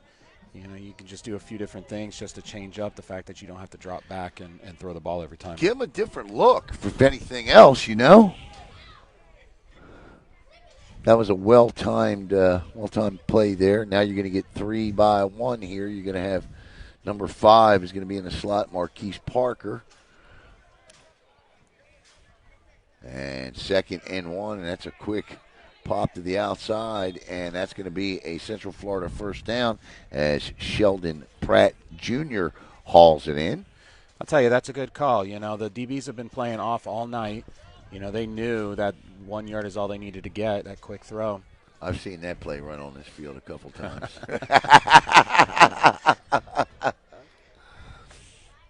What's your fondest memory here as a football coach or a parent or whatever? And you think back.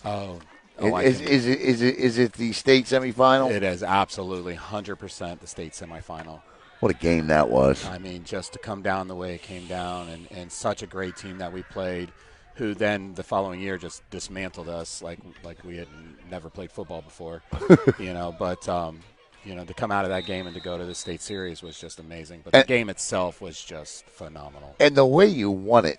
That's what I'm saying. Denenberg with, a 46-yarder in the rain. I mean, there were so many things that happened to allow that kick to even happen. But, we thought we were dead in the water a couple of times. And, the boys just amazing what they did. That's by far my fondest memory. Wow, looks like we're coming back here a little bit, huh? I guess I missed the penalty. Yeah, I remember. I picked the wrong game that night. That was Logan Pettit and Caleb Brown on the call that night for that one, and I was over at Cocoa. And, they won, but it wasn't close. Nothing like you guys had. Then you had to go down and play the Miami Central team. The How did you prepare for those guys? Well, what was really tough is they have almost like a two platoon. They have two different quarterbacks that they ran: first quarter, second quarter, third quarter, fourth quarter. Yeah. So our defense had to get set for two different quarterbacks. So they had to essentially double time their training that week. And I mean, it was just that team. I mean, they put, I think, 14 kids to Division I FBS off of that team that year. I mean, it's just insane.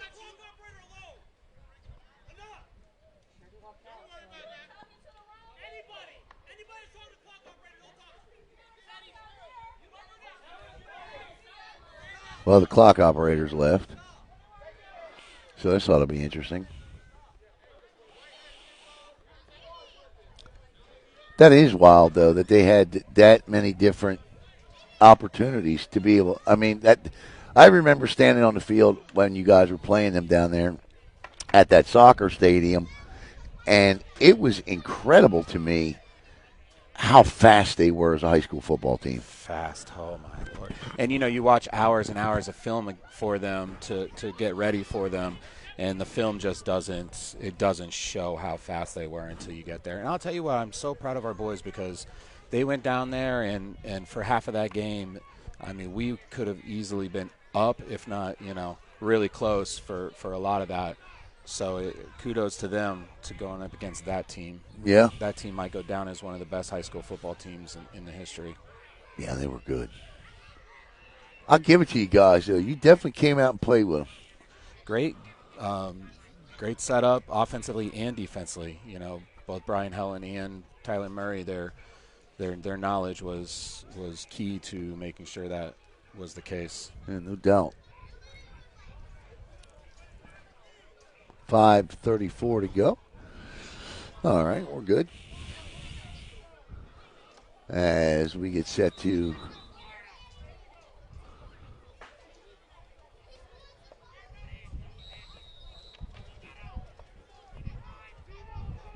okay, here we go. 12-6 is our score. You see it there on your screen. Looks like first down and a mile again. Yes, it does. Parsons. I'd give him a C right now.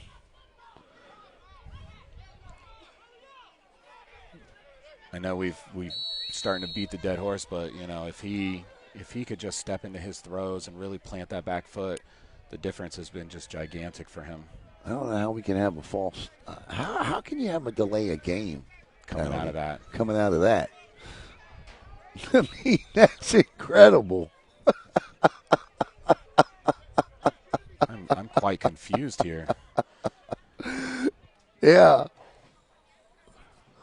That's crazy. Absolutely crazy. Here we go. And Parsons looks to throw. Oh, wide open across the middle. Nice fire. And he's going to pick up 10 of those yards back of the 15 they lost. And there you go. Nick, you're right. So right about him. I mean, not a hard throw, that slant pass, but, man, he hit it right in the perfect spot. DB, the corner let him go, and safety hadn't picked him up yet. I mean, that's exactly where you want to hit that slant. It was a great throw.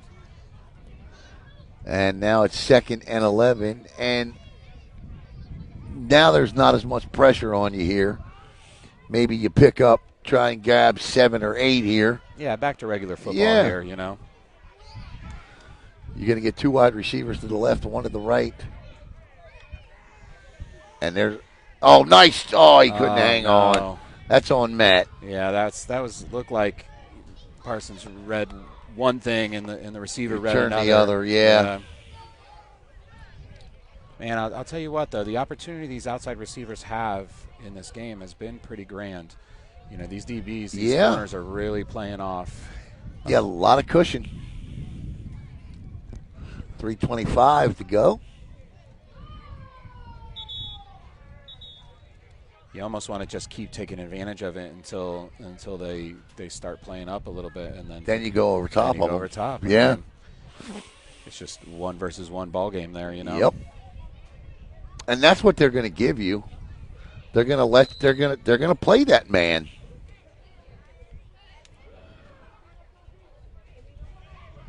Ryan Veidt with 2 interceptions in this one tonight. Both of them have come across the middle on crossing routes. Boy, he's been everywhere tonight. Yes, hasn't he has.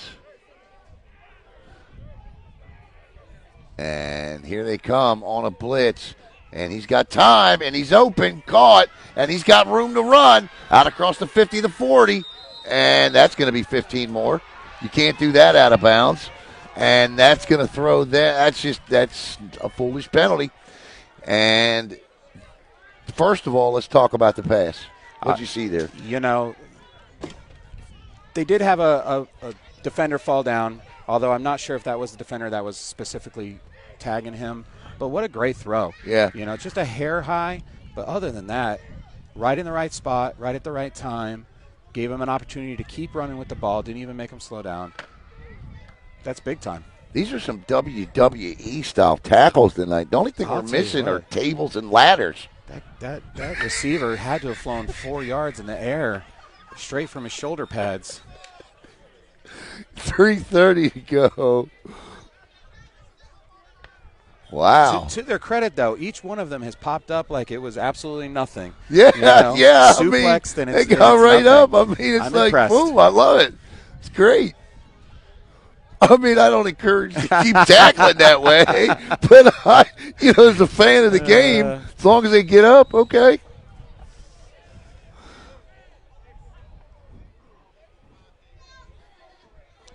I don't know whether that was Jeff Hardy or Jimmy Kelly. 3:16 and driving here. Colts looking to score. Yeah. And that's a nice ankle tackle by guess who? Yeah, I'll give you 2 guesses, and the first one's the right one if you said Ryan Veidt. I'll tell you what, though, if Veidt doesn't take him down right there, I'm not sure he might score. Yeah, I'm not sure that safety gets over to him. Ryan Veidt is everywhere tonight. They got the younger Veidt signing the letter of intent tonight, and you said the Veidt's still showing him how it gets done. Alan, there's Veidts everywhere. Yeah. And it's a good thing for the Sharks. 2:28. Play action, open, nice throw, good catch. That was bang, bang right there, Nick. That was the exact same play that they got the big rundown on. The only difference was he hit him just a hair earlier, which caused him to have to turn up field a little bit faster. But same exact play. Great call. Yep. And the little bit of the fake, the play action, if you will, froze that guy just enough. And there you go. We talk about just got to run the ball enough. That's right. To make him commit to it. 1:50 to go. And up, throw it behind him. Does he get – if he throws it in front of him, he scores. I'll tell you what, though, what a catch. Yeah, it was. That ball was a good yard and a half behind him, and he was able to fingertip catch that thing. 2nd and goal from about the worst position you could be in. I hate 1st and goals from the 10. Hate them. Hate them. Hated them as a quarterback. I'm like, oh, man. You couldn't have just gone down at the 11?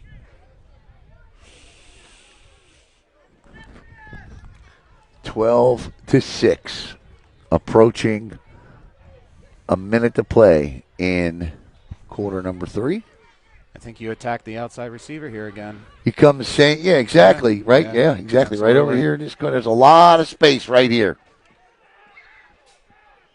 The moment you see that corner take those back steps, done deal. And he comes inside. Yeah, I don't know. I like that decision. 3rd down.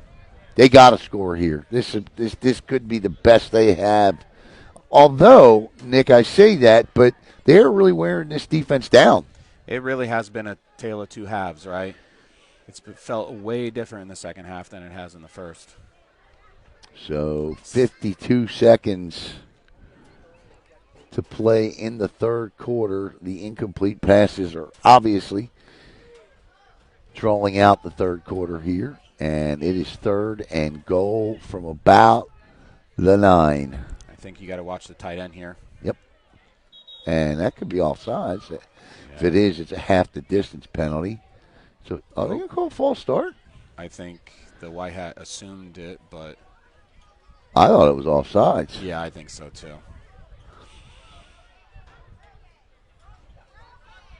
I didn't see. Yeah. Okay. So I was going to say I didn't see anybody. So it's a half the distance penalty.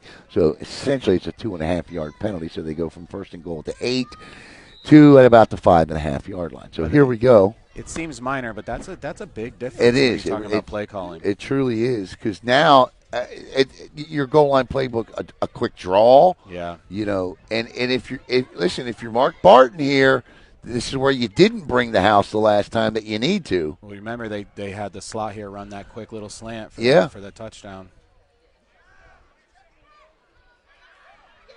Throws wide open, and he had him in the back of the end zone and overshot him. And I think they were looking for that slant, but that high snap takes that away. Yeah, changes the whole complexion of timing. If they got, listen, if they got a kicker, I think I might take it, if they have a kicker. And a lot of these teams don't. And I don't think they did because they went for 2. Yeah, they went for 2, touchdown, yeah. So here comes an all or nothing 4th down, 4th and goal here at the 5.5-yard line. Parsons throws a little fade route, caught, touchdown. Did he hang on? He did. What a catch. Touchdown. We got a late flag out here. Yeah. Center of the field. That's got to be a post possession, right?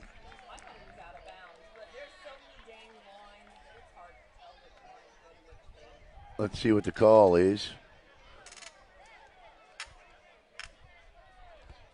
Holding against the defense, declined. Touchdown. Touchdown's going to stand, and all of a sudden, we have us a good old-fashioned ball game here, and the Colts with an opportunity to take the lead. That's a great throw and catch. The catch better than the throw, but Parsons put that ball where only his receiver could get it. Such a difference, and they probably will continue to attack those outside corners. Yeah. That seems to be where most of their success have come, except for that crossing route. Nobody has converted tonight, and it looks like they will here. He's in, and the Central Florida Colts have scored 14 unanswered points to take the lead, 14-12. We'll be back with the kickoff here in a moment.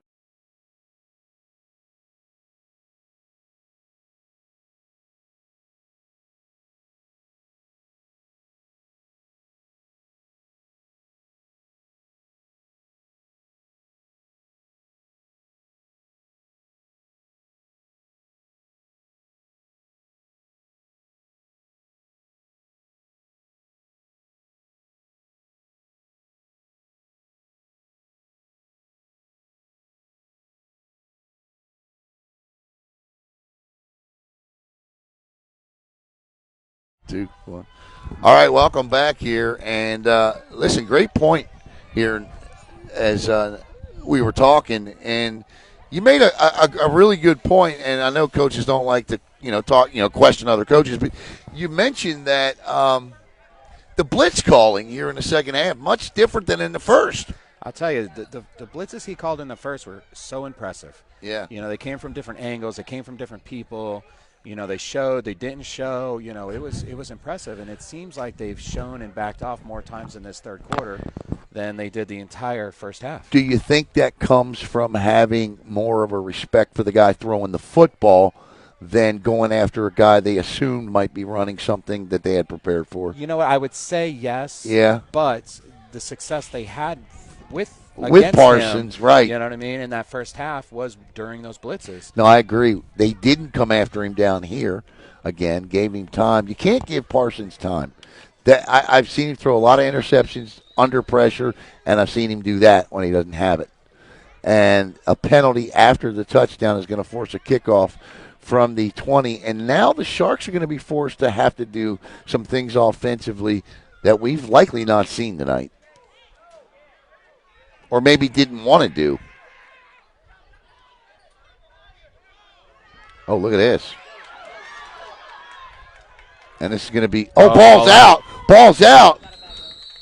And they're fighting for it. One official says, comes storming in and says, the Sharks have it, and they do. And that is a good thing. Wow, that went from could be amazing to could be really bad to amazing again. Yeah. And listen, to start the fourth quarter, the Sharks are going to get the football here at the 30-yard line. We're going to step aside. We'll be right back. The Sharks would like to thank the following sponsors for their support all season long.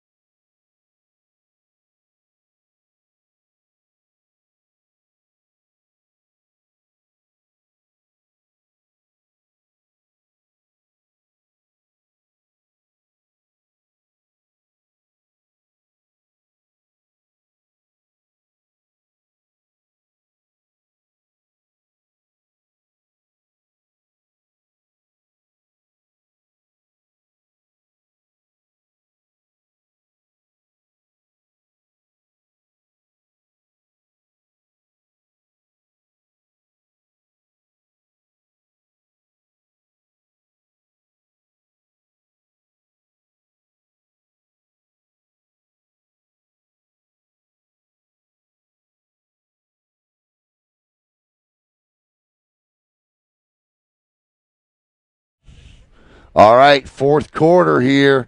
Dun, dun, dun, dun. Here we go. I'm excited, man. This should be a good fourth quarter. 15 on the clock.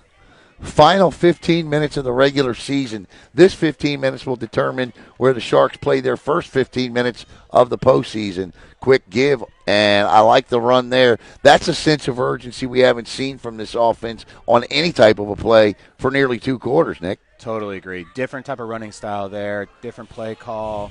You know, that's a way different run scheme versus the first half. So that's going to bring up 2nd and 3 now. That's an impressive run there. And again, we want to say congratulations to Aiden Veit tonight, who's going to be signing at the University of Methodist. There you see him on the screen there. So congratulations to Aiden. 2nd and 3.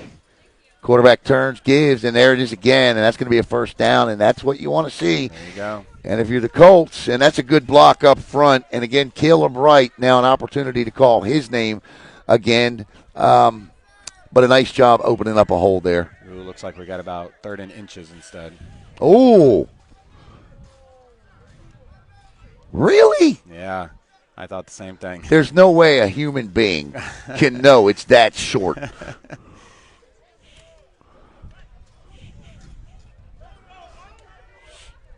Referees and umpires are about to find out what technology is in the next couple of years. I love them, but they're about to find out. 3rd and inches, and that may not do it. I don't think he got it. I don't think he did. And that you can't throw him down because that's a penalty. And he's going to be 4th down and about whatever that is. Half a yard, maybe. Half a yard now, But listen, Nick, this is they had this issue right before the half, 3 consecutive downs, didn't get it, caught a break on a penalty. You got to run a hard count here. They actually lost about a half a yard. It's now 4th and about a yard and a half here.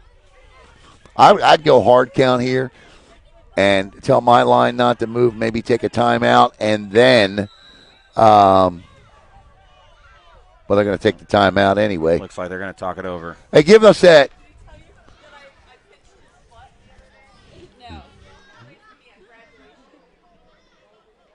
There you go. I made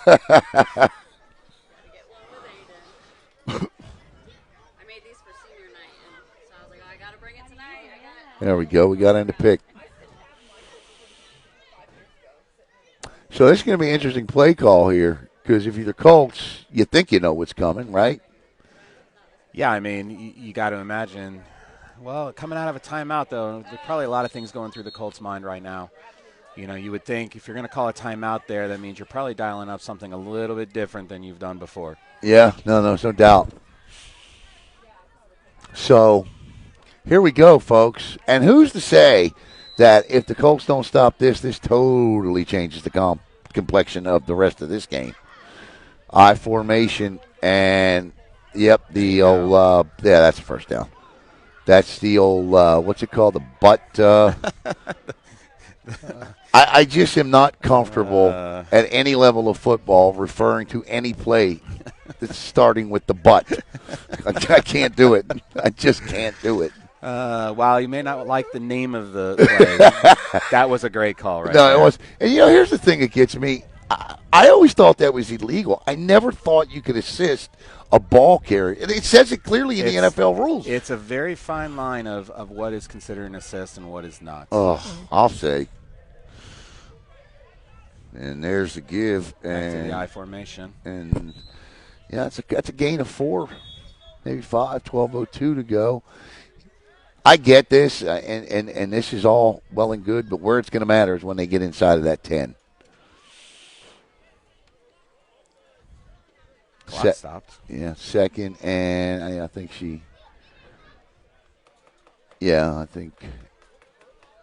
they're discussing something here, the officials. There's going to be a penalty here. So they're going to add on 5. Well, they can't add it on. It's either 1st and 5. Yeah, that's what it's going to be, 1st and 5. So 1st down and 5, the clock will start here after the penalty's marked off. So here we go, 1st down and 5. You're watching the EAFL Florida game of the week, at least, I think.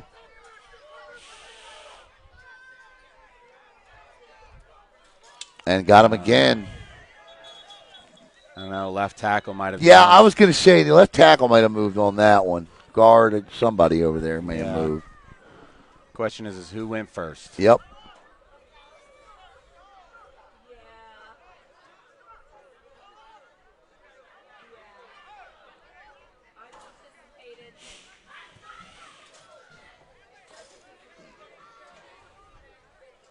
Are we just going to change 5 yards here? I think so. We're going to do. That's what it looks like, yeah. And walk it back. Dead ball, yes, indeed. It'll be 1st and 10. So let's just pretend none of it ever happened and move forward here. The only thing we lost there was about a minute on the clock. That's okay. That's all right. I'm okay with that. 11:27 to play in the game. I'd like to say what a fine job the clock operator is doing tonight. That's not an easy job. Not an easy job. The tush push, by the way. The tush push. Thank you. The tush push. Even tush. To me, a bunch of grown men, and you got to use the word tush. And he's looking to throw, and he does. Uh-oh. And I knew you could see that coming from a mile away. Picked off. And this could be a pick 6. Oh, this is going to be really close. Yeah. Oh, nice tackle. What that's a touchdown-saving tackle. But the throw, you could just see when he spun around and threw it off his back foot. We got a flag on the play. Roughing the passer. That's not an interception. That is not an interception. That is going to and so the roughing the passer penalty will negate the interception. That's a tremendous break for the Sharks.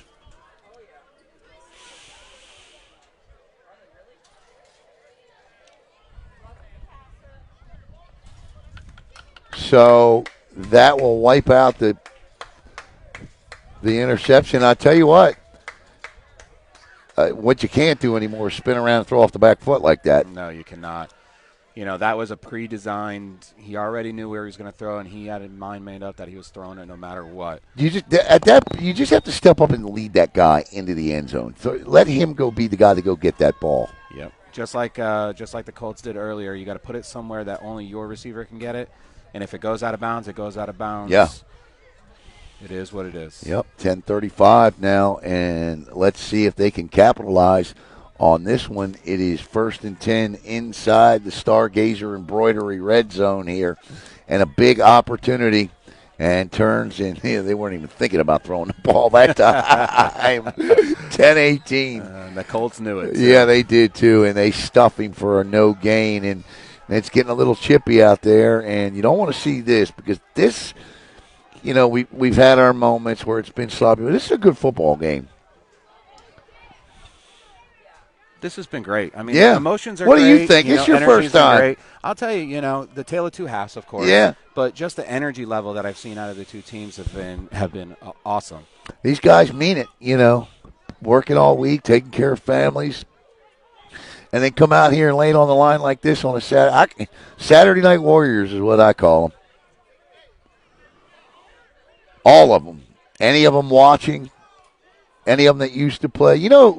I can't remember any. And Scott used to coach Space Coast. He played for years. The head football coach, Scott Nichols. Oh yeah.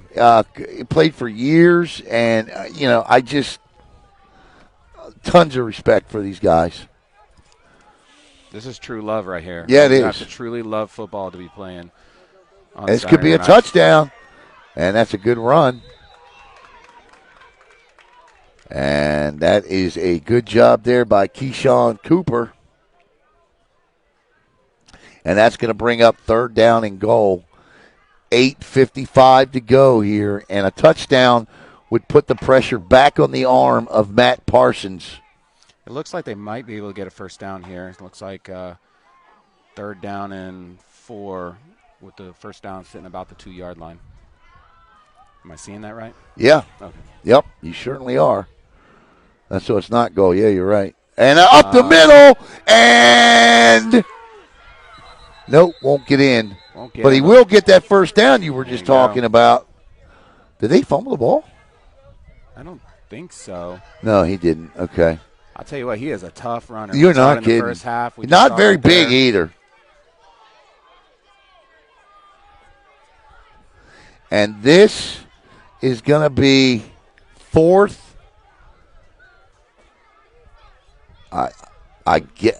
Sidelines holding up one. There you go. 1st and goal from the 1. Good job. Good looking out, Nick. 7:52 to play, and this is huge here. I mean, I don't know if you do anything but 4 straight downs of just pounded down to the middle. I don't even know if you turn around and hand it off. Johnny Wayne Scott will, and that's straight in. Touchdown, East Coast Sharks. And with 7:28 to go, they reclaim the lead, 18-14. That was an impressive drive. Yeah, it was.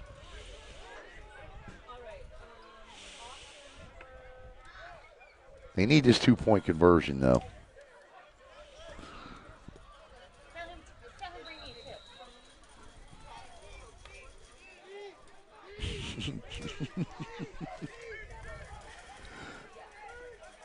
A lot of people love watching. I appreciate everybody on this stream.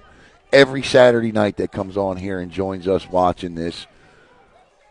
We certainly appreciate you guys, and I can't wait to get back down. Next year I'll be back with the Fort Pierce Bengals as well, and Caleb and Chase will take over here for the East Coast Sharks. I loved making that drive down to Fort Pierce every Saturday night for my man Big Meach, and it was good to see the name back on Facebook again where it actually said Fort Pierce Bengals. But thank you all so much for supporting us in doing this. Timeout Sharks, and this is a big timeout, Nick. What do you do here? Because obviously what you've done to this point, and to be honest with you, what they've done all season in the 2 points hasn't worked. But what do you do here? Well, after watching what we did in the first half with the ground and pound and it working just slowly, and what they just did on that drive with the only exception of the penalty that saved them with the interception, I think you just do it again.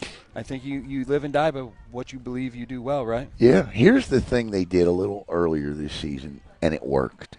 And it was a quick little fake to the up back and a Tim Tebow jump pass. Oh, wow. Yeah, wow. And it worked. And I'd be okay to see something like that here because I think that would completely throw the defense off.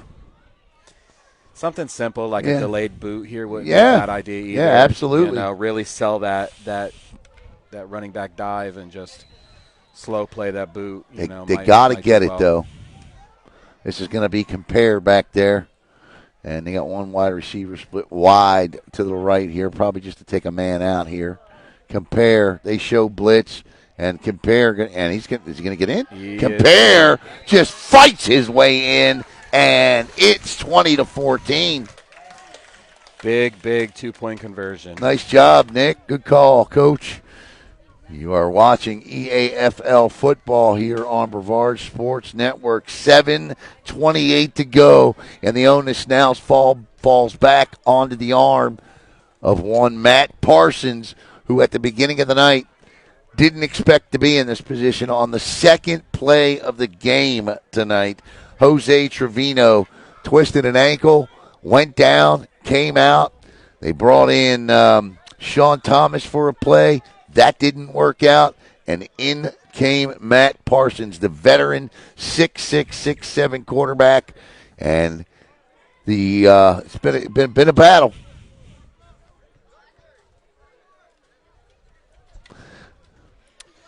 I believe this is still a really big game, but important in the sense of the Colts having the opportunity to come down and score again. Yeah. Yep. It's going to be interesting to see, and that drive was important in so many ways too, because it gave it's going to give that defense a much needed breather too. 7:28 to go here.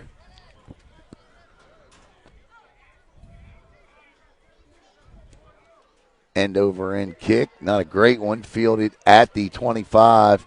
They've had great kickoffs all night. This one's going to be no exception. He's out across the 50 again.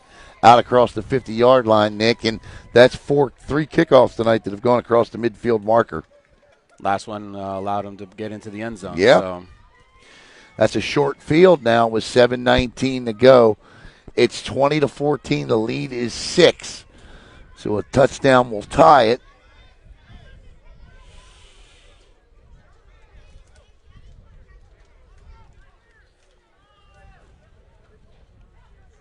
I think little over 7 minutes left. I think you come out running the ball. You know, they did a really good job on their last drive of having some of those runs mixed in. Little balance. And it really helped. Yeah. You know, it helped their passing game. Fourth quarter action here from the O-Dome, home of the Merritt Island Mustangs. It's going to be trips near side. 3 wide receivers to the left, 1 to the right, 1 back in the backfield. Parsons with a quick pop, and that's dangerous. Read all the way by the DB over there. Can't see his number, but a nice play. Good closing speed there, Nick.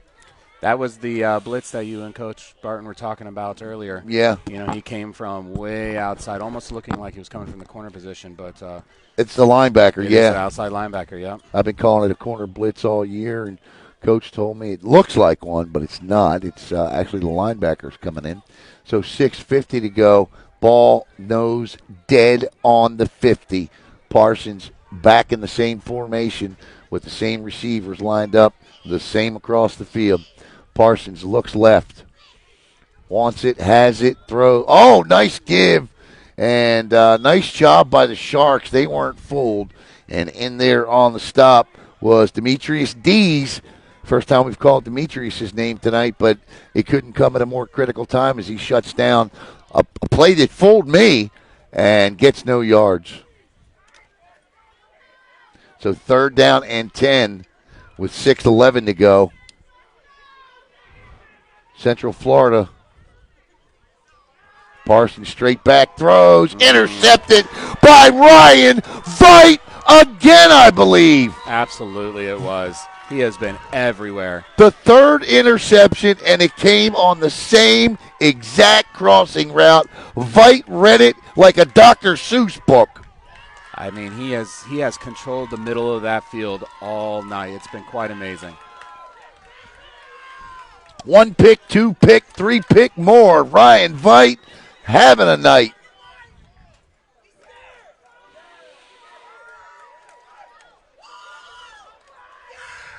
Wow. Coach Barton is fired up right now.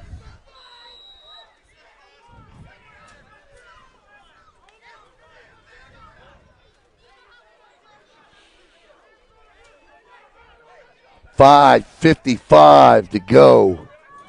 And now You don't need to put this ball in the air for nothing. No, tick, tick, tick, tick, tick. That's all Yep. you need. Just be able to withstand those and hang on to the football.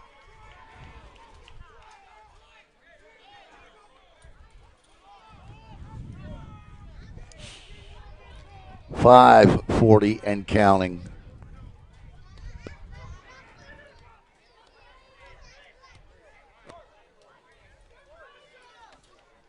Ryan Veit proudly wearing the Sharks turnover chain tonight. 3 interceptions in the game. He might get to take home that necklace tonight. You're the not way that's kidding, been going man. on. You are not kidding.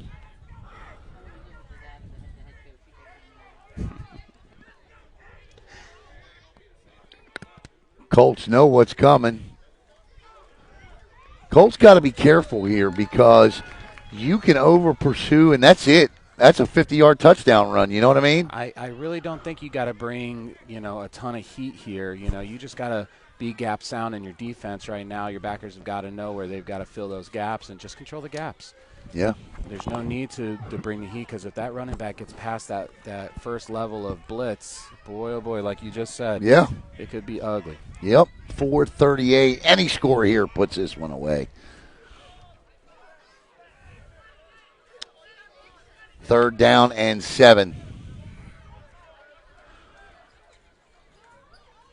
Quick pitch. Cuts back inside. And he is, oh my goodness, he was grabbed by he was running like he was gone in a 100-meter race, and all of a sudden it was like he hit a brick wall. It was a train. Yes, it was. Number 35, Willie Snell, did that. Well, timeout by the Colts. That's a good timeout. Yeah, call. it is a good timeout with 4:17 to play, and that's going to bring up 4th and 7. So unless they get a first down here, they're going to get the ball back. I think you punt here. Yeah, I think try you to do trap too. them down in that 10-yard line area and just let your defense that's been Here's what I wouldn't pretty do. dominant all night. I definitely wouldn't kick it to him. I don't know much, but I know I wouldn't kick it to. Out of bounds sounds nice, right? Yeah. And in the punt is Davion Jones. 4:17 here. Let's get you set. And Jones. And that's not bad if it stays in, but I think it went out at about the 25. Well, he's still walking. That's awfully generous. Oh, Said to 15. Okay, so that's about right. Yeah. I thought he was going to put it at the 10 there. 4:09 to play, and Matt Parsons back on again. And if you're Ryan Veit, you definitely in the head of the quarterback a little bit at this point. Well, if you're the Colts offensive coordinator right now, I think you stay away from those deep crossing routes. Yes, indeed. I would think so. You know what we haven't seen him try tonight is a deep sideline route or something like. It's all been across the middle. You know what I mean? Well, those corners have been playing off in some type of cover 4 type of feel to it. So that's probably why you haven't seen it go downfield on those outside receivers. That's a good point. And he looks to throw. Pump fake. There it is right here. And he's open. And there it is right there. That's an outstanding pump fake by Parsons. A good recovery after throwing the pick, but a nice play. Absolutely. They really made that corner bite on that hitch and go right there. Yeah. It worked out really well. Great placement on the ball, too. Nice pump fake. For sure. We were just talking about that. How come he hadn't thrown that all night? And there it is. 1st and 10 at the 48-yard line. And if you're the Sharks defense and if you're Coach Mark Barton, you just tell yourself it's just one play. Let's go out and make the next one, you know? Absolutely. At the 48, throws, and he had him, overthrew him. Coming in on the footsteps he heard were from Shane DeRuin. That's a great call, though. They're trying to take advantage of the last play that they just had by running that deep curl instead of just doing the hitch and go. 3:21 to play in the game. 20-14 Sharks. East Coast trying to lock up a number 1 seed. The Colts, they're a 2 regardless.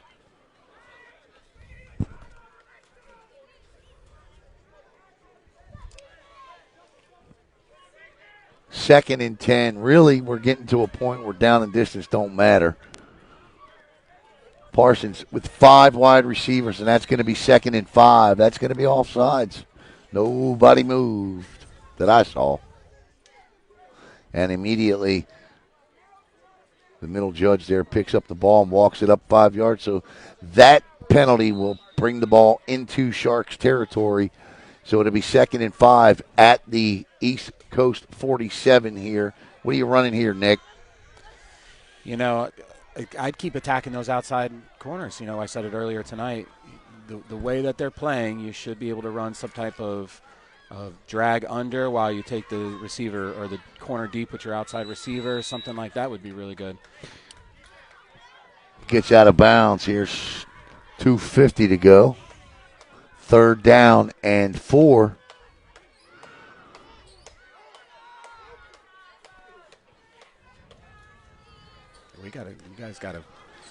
Colts have got to keep moving. I know, 2.5 minutes is still a long time, but sitting in a huddle for 15 seconds doesn't. No, it doesn't help. They don't need to be huddling at all. Throws. Oh! That almost was the 4th pick of the night, and that would have been a touchdown. The Ryan Vaught, the only reason he does not take that is because he saw the end zone before he brought the ball in. I have no idea why he's throwing that something anywhere near Vite tonight. Yeah. I mean, whether you feel he's a top end player or not, tonight he is the man. Yeah. You would stay away from this guy tonight. You don't even want to see the numbers 5 and 4.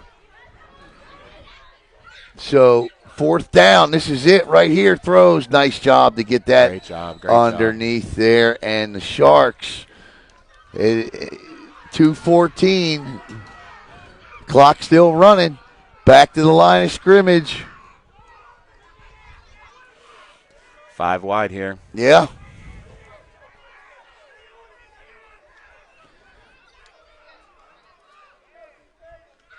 Parsons looking, got time, throws, wide open, caught, and a touchdown. A touchdown by Kevin Linsefort, and all night long they have gotten past those corners deep, and they did it again there. There we go. We talked about it pretty much the entire night. They've taken advantage of it a couple of times, but there again. And with 1:55 to go, the all-important extra point. Wow. It was really interesting there. They ran an under route with that slot receiver, and that it made that corner bite on that under route. He definitely bit and let the outside receiver go. Safety didn't have any opportunity to get over there. No, he didn't. And the only thing that needed to happen was once he was open was Parsons just needed to hit him. And here it comes.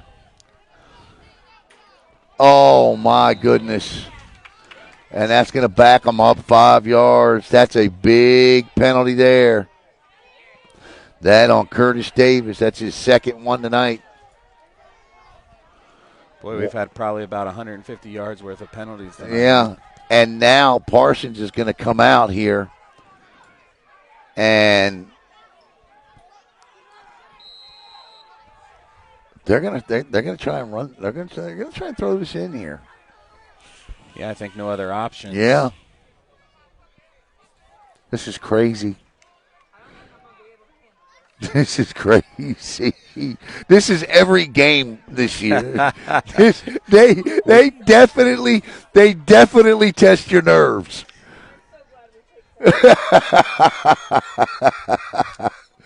And Parsons looks, throws. Oh, he had 2 receivers fall down, but one of them was open. He just missed him there. So with 1:55 to go, we all tied up. Wow, what a game. Uh-huh. What a game. Wow. This is why you need a kicker. You know, got to get kickers. I just simply for an extra point. Kicking an extra point Yeah. is way different than trying to, a 35, 40 Yeah. yard field goal. I've seen a lot of toe kickers kick extra points, Yeah. I watched Coco make it to the state championship game with with a toe kicker. Yeah. So You just got to elevate the ball. yeah, that's really it. And kicking it straight helps sometimes. but I mean, listen, I think you stand a. I don't know what the percentages are at in adult football, but I think they got to be better than what we've seen tonight. We've only seen 2 conversions all night. Yeah, correct.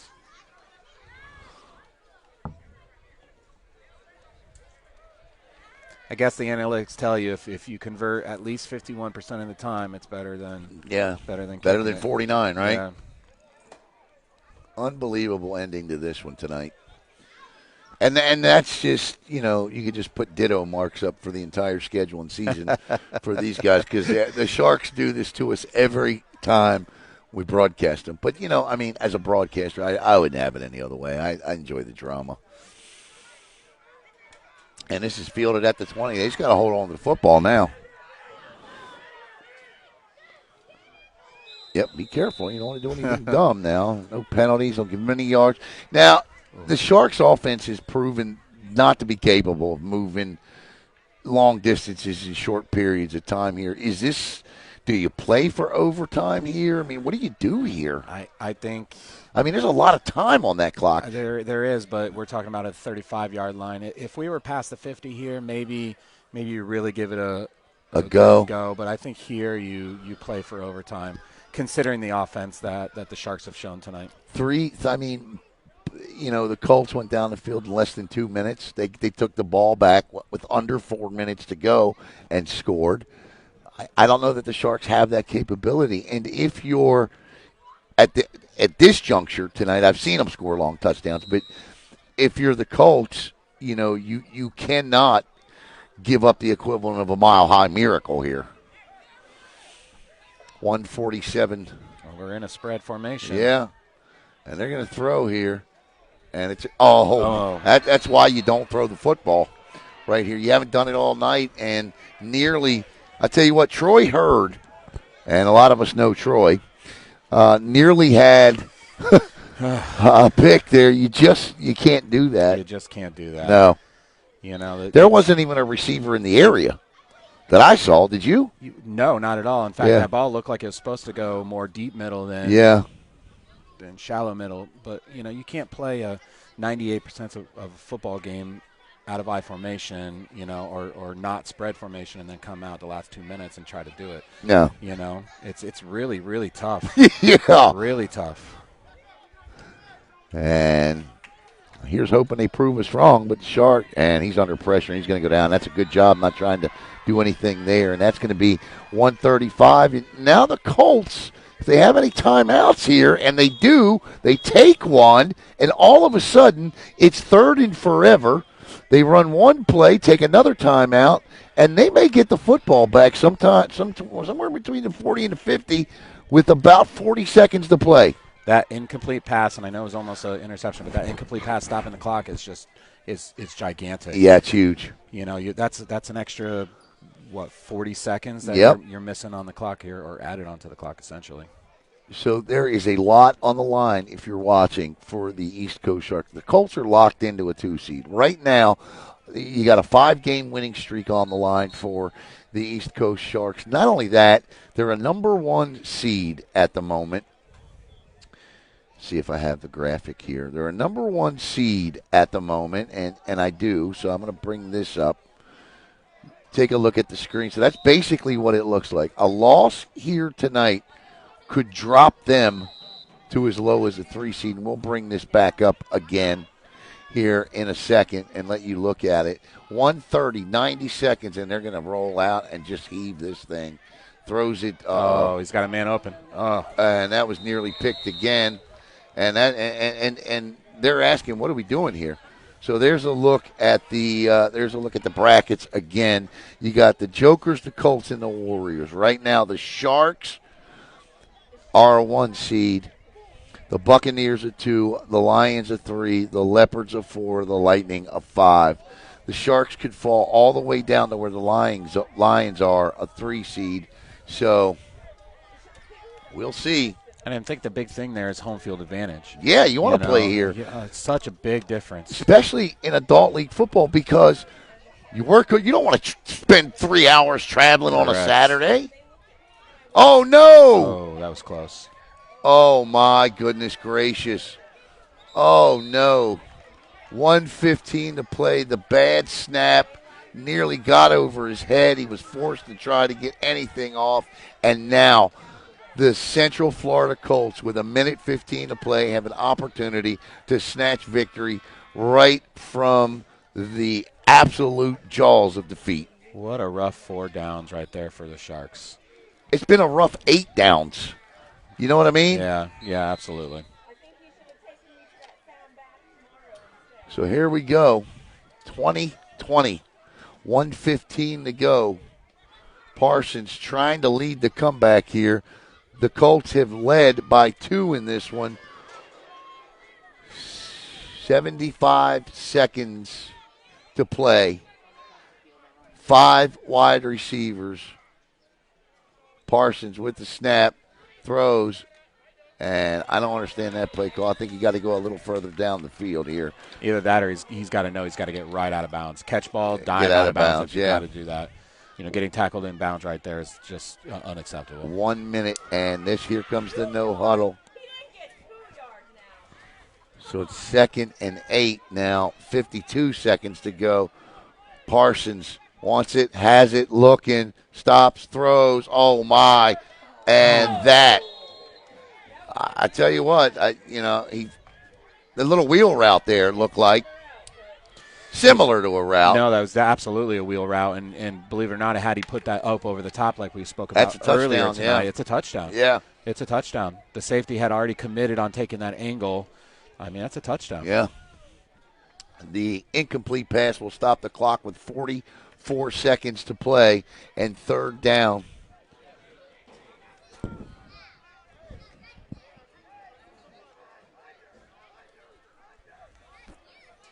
"44 seconds, 20-20. A game the Sharks led 12-0 at one point.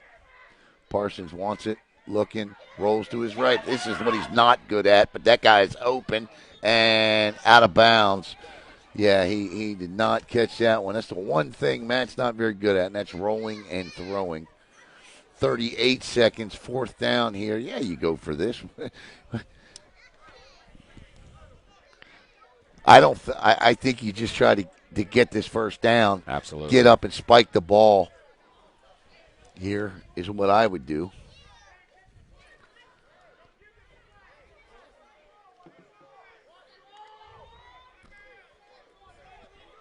"38 seconds. But they really love this 3-by-1. Yes, 3-by-2 they do. Open. Okay. Yes, they do. Oh, now they've got it. Yeah, they put so it's a 5 wide receiver set. Parsons looking, throws across the middle. They did it again. And I'm not exactly sure why they're throwing that route. It's not worked all night. And there it almost got – well, I guess interception there doesn't hurt you, but you still have other options, Nick. They're, out of my entire playbook, I'm ripping that page out tonight. I'm throwing it in the garbage. I can reprint it when I get home tonight. But at this point tonight, that center middle of the field play is completely out of my It's got to go, right? It's out the door. And now you go to overtime. 33 seconds. Take a knee and go to overtime. What I would do here is just take a knee. Go to overtime. Get inside the 10. That is not the decision, though. No, it is not the decision. They do run it, though. I like the run. That's a great call. Yeah. That's an absolute great call. Yeah, that's a good call. Now get up and move. I definitely wouldn't throw the ball. No, absolutely not. But I guess that doesn't necessarily mean you need to kneel, though, right? No, not now you don't. But I thought they were going to throw the ball. Oh, no, absolutely. Right, absolutely. Now you can run. Now, listen, now if you want to throw one deep, you just got to tell your guys if it gets picked off, you got to make the tackle. I mean, if you want, I wouldn't. No, I would agree with you. I'd stick on the ground here. You know, a couple quick downs. Maybe we can get something that could give us some opportunity to toss one into the end zone. Yeah. You know what I mean? Yeah, no, that's good. That's good. On a last minute. Correct. Yeah, I like that.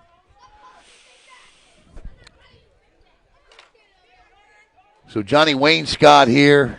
He's going to have doubles split equally to each side. The back in the backfield is C.T. Davis. Wayne Scott wants it, has it. Throws. And off his back foot and out of bounds. 21 seconds. Okay, yeah, let's go back to running the ball. Let's run the ball. I don't think there's any timeouts that need to be taken. I think we just turn around and hand it off.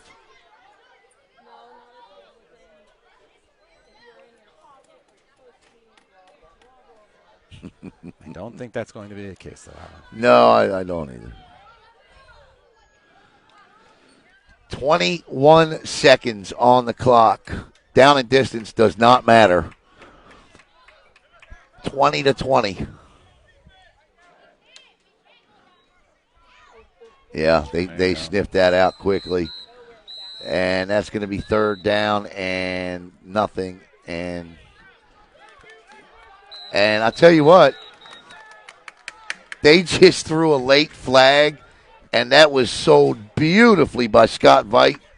Do you see that? Oh, boy. He sold that flag, and that referee bought it and threw the flag. That's a coach that worked for a flag and got it for his team. And now they're 15 yards up, and with 10 seconds, throw the ball in the end zone. Yep, you can absolutely chuck it now. Throwing it from about the 35-yard line, give them a little rollout maybe, buy a little time to get the receivers down there. And throw the ball in the end zone now, right? How about this? How about a little hook and ladder here? Oh, the old hook and ladder. Little. Well, we watched Melbourne do that about a dozen times this year. Yeah, we did. Of course, one of the most famous ones, the Mark Duper. And here we go. And that's going nowhere, and we're going to overtime. So that'll take us, I don't know what the overtime rules are here, but we're about to find out. I guess it would be the same as the NFL, where I would think, pay attention here. Let me look at the comments. Yeah. I got it. Jump ball to AB. Rick Rivers. There's my man, Rick Rivers. What's up, Rick? So we got overtime.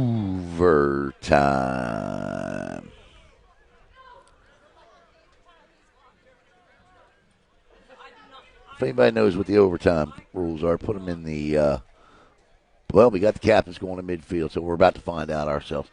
You always defer in overtime, right? I mean, haven't we learned this lesson enough? So these are two teams. One is 6-3, one is 7-2. And how fitting that we're going to overtime for a second-place team and a first-place team. And, again, the Sharks with far more on the line here than that of the Central Florida Colts. And, again, as they flip the coin, there's a look at the – hold on, let me make sure I got the whole bracket in there. Okay, yeah, that is the whole bracket. All right. A whole lot more on the line. Not that there's that big of a difference between a 1 seed and a 2 seed, but the Colts are locked in at a 2. They'll get a home playoff game. But the Sharks is a 1 seed. You get to host all the way until it's time to go play the championship. I mean, that's huge. And then that's what Such you a want. big deal. Yeah. And if they don't win this game, they drop to a 3. And how big is that? Well, I mean, these two teams could potentially once again face off in the championship game. So you got the Jokers, the Colts, the Warriors, the Grizzlies, and the Spartans, 1 through 5. And then you get the Sharks, the Buccaneers, the Lions, the Leopards, and the Lightning. based on what I see here, the 1 seed gets a bye as well. Yeah. So that's huge. Yeah, it looks like the 3 seed would not get a home One playoff game at all. It looks like it. And you don't get home field. And you don't get home field advantage. So, yeah, the 1 seed gets a bye.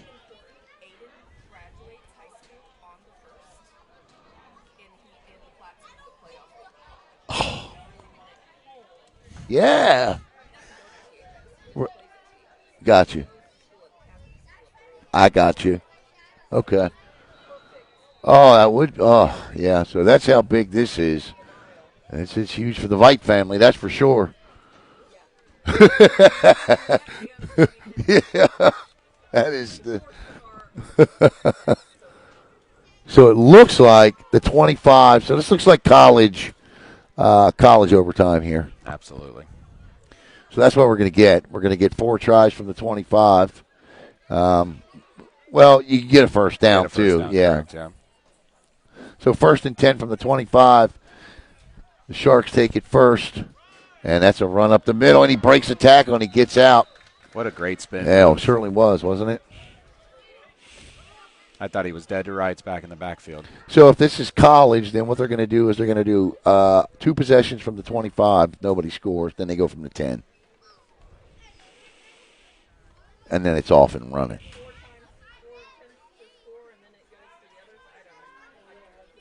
You can pick up a first down. So it's 2nd down and 7. 20-20 overtime. Little trap there, and that's a big hit laid in there by C.T. Davis because that hit he laid on the linebacker picked up a much-needed 2 yards. It's 3rd down and 4. Obvious 4-down territory because you do not have a kicker, so you're going to run all 4 plays. And look, Nick, I mean, if you're the Sharks, this is what you're going to do to get into the end zone. This is exactly it. This is your bread and butter. Yeah. You know, you've lived by it the whole game. You know, you're going to continue to do it. 3-4 yards a carry is going to get you a first down. Here we go. East Coast. Wayne Scott. They blitzed, and he's going to throw it, actually. He throws, and that's just a good job there by Marquise Parker to knock that ball out of bounds. And now a huge 4th down here. An opportunity to pick up a first down. 20-20. Colts led 12-0. And since that point have been outscored 20-8. Matt Parsons has had, I mean, you want to talk about from one extreme to the other tonight. Parsons has 4 interceptions and 3 touchdown passes tonight.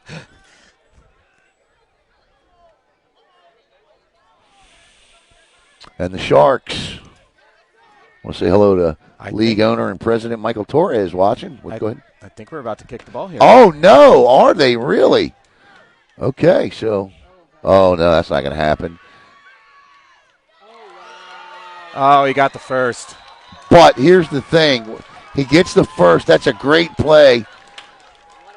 I don't know how there couldn't have been an illegal man downfield on that, Nick. They're not going to call it, but it was there. That's a great play.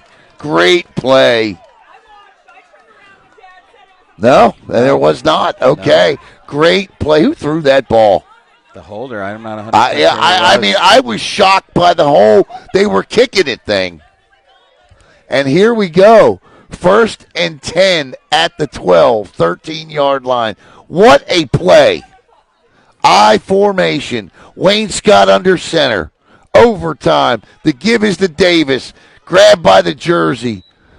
Defense is just hanging on here. Exhausted in overtime. There you go. 3 yards again. Yep. Yeah. 2nd and 7. Sharks looking to take the go-ahead score here. Central Florida will get a chance with the football regardless of what happens here.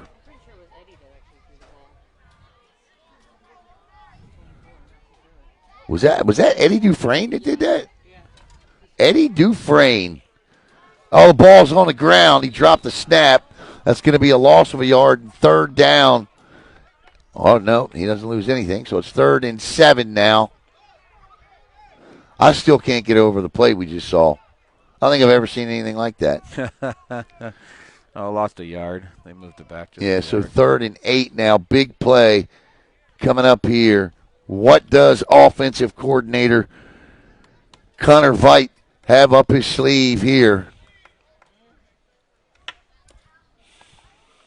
3rd and 8 from the 12. We are in overtime. 20-20, first possession. Wayne Scott, the I formation. Quick pitch. It's worked all night. Gets outside, sprinting, and a nice job by that Colts defense to close that gap, Nick. That's great closing speed from their corners. Pick up about 3 yards there, though. So 4th down and 4, and here we go again. Do they bring the kicking team back on? I don't know that they were ever going to kick. If I'm the Colts, no, I guess they're taking enough time. They got to hurry here. You don't want to pick up a delay a game. Have they brought the kicking team? I believe they have. No, he's under center. Okay, I see him. No, they have brought the kicking team. They better hurry up. There we go. And here we go. The holder is Eddie Dufresne, and that's who threw that pass. So a timeout taken because they were nearing a delay of game. This is a hard kick because you got to come back across the hash mark here and inside that post. And here's my thing. If you're kicking it now, why haven't you kicked it before? I totally agree with you. You know? I mean, at least it would have gave you practice for this situation right here. It's 4th and 5. And the kicker is Davian Jones. He's also the punter and the kickoff guy. That's a tough kick from the left hash. You are not kidding. This is a tough kick. And it's got to be all perfect. The snap, the hold, the block, all of it. And it's coming off the turf, it looks like. I don't see a tee. Little soccer style.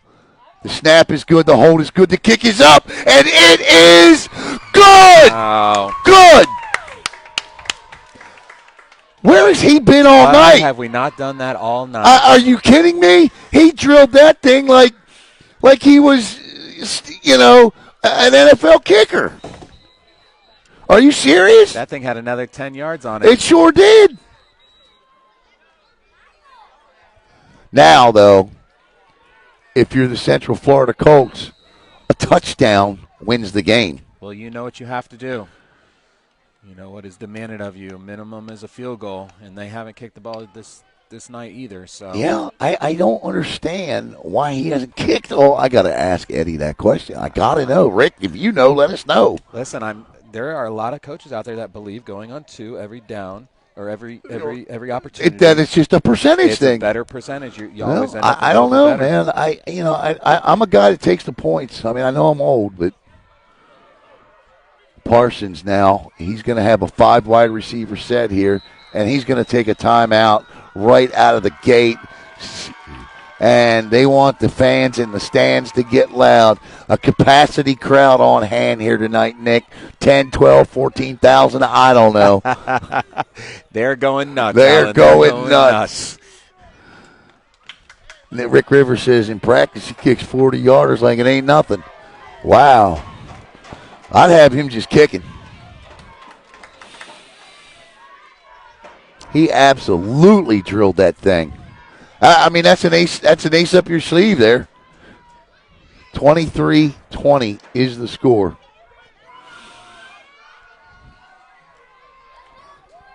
Parsons trying to get him into the end zone. A defensive stop or anything. Throws. Caught! Oh. Incomplete. Dropped it.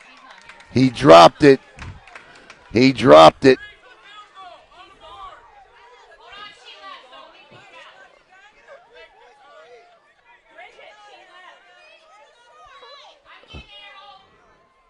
So, I don't know why everybody cares that the 3 points didn't put on the scoreboard. I think we know. Very important. Yeah. It's got to say it for it to be. Here we go. Second down. 2nd and 10. In their trips, And 3 they're by 1. showing blitz again. Do they bring it? Nope, back Parsons looking, throws, caught, and down. That's a first down. That is a first down. So 1st and 10 now. The referee says move the sticks. One way or another, this place is going to erupt here in a minute. Because you're either going to stop them or they're going to score. And either that sideline or this sideline is going to blow up here. And, man, this is good. Not bad for your first This game, is a huh? great first Huh? Couldn't have asked for more. All sorts of aspects of football here. I love it.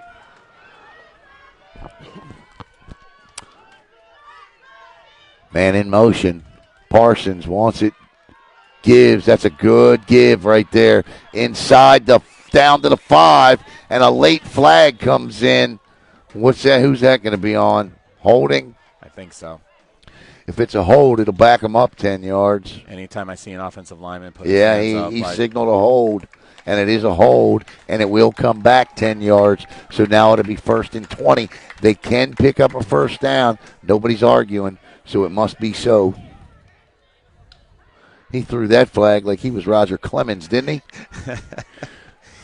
Every time I look down and I see an offensive lineman put his hands up like, what? What? You know exactly. You held, man. Yep. Take a hike. You held.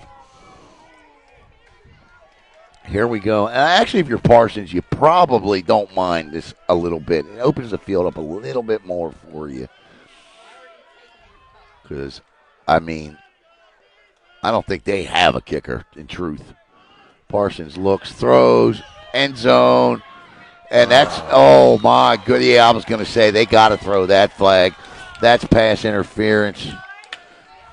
Yeah, and Nick, that's a good call. That's tough. That's He tough for thought the it- corner. You know, he really didn't need that either. He had a safety coming over to help also. Yeah. I mean, he really didn't need to do it.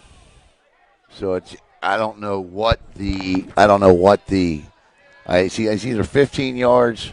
If it's NFL, it's 1st and goal. If it's college, it's 15 yards and a first down. And it's going to be a 15-yard penalty, and it should be close to a 1st and goal situation. Right about the 10-yard line. Yeah, all right, so it's actually a half the distance penalty then. I don't understand that. Do you? No. I don't get that at all. I don't think that's the right call because you're not in a goal-to-go situation. So, but it's still first down. And now they're Wildcat. Number 14. Oh, terrible snap. And he's got to throw the ball. What he needed to do there is just throw an incomplete pass. Yeah, absolutely. And here's what I don't understand. I don't understand why you would change anything up at that point of a football game is beyond me. This what they've done in the second half has been great on offense. You know, threw an interception in That's there. a You know what I mean? gift. But I mean, to change completely is You're I understand it. And you're asking your center. You know what I'm saying? In an important situation. I mean, Parsons is 6'7". You know what I mean? I don't know. You could have been 10'7". Yeah, I don't think he got that one. Yeah, that's a good point. Boy, 2nd and 25. Looking to throw. Parsons a little out there, and he gets it. Cuts back, still on his feet. Does he get in? Touchdown! And the Central Florida Colts have snatched victory from the jaws of defeat in a play that looked like it would end their night. And Parsons comes in and throws a touchdown to Kevin Linsefort, and the final is 26-23, Nick. What'd you see there? Wow, I mean, the defender falling down was huge, absolutely huge. But there's no reason why a safety can't come over and help him out right there. I mean, for that pass play to make it that distance, I know Coach Barton is not happy right now with that. No, and there you see Matt Parsons on the ground. I don't know whether he's exhausted or hurt, as the Central Florida Colts have done it. They have come back in this one and win it 26-23. Our player of the game tonight obviously has got to be Ryan Veit and Matt Parsons. Absolutely. Right? 100%. Ryan Veit, defensively, and Matt Parsons offensively. And congratulations to those two guys. And congratulations to this young man who's going to sign his national letter of intent here in a couple of minutes, Aiden Veit, and he's going to Methodist University, and we want to thank the Veit family, and good luck to that young man. And your final thoughts on your first ever broadcast. What an exciting time. Yeah, it was fun, wasn't it? Can I come back? You can always come back, man. But I got a feeling, Coach, you're going to be back on the sideline real soon here, high school football sideline real soon here as these spring games end. And can't thank you enough, Nick, for joining me here tonight. I want to thank Tanya Munn for her help here tonight, and all of you out there for watching. And it's going to be real interesting to see what happens now throughout the rest of the league. So for all of the great sponsors, I want to thank Bridget. I want to thank all of you out there in the land of streaming.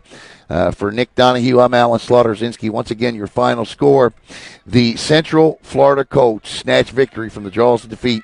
They get a 26-23 overtime win. Have a great night, everybody.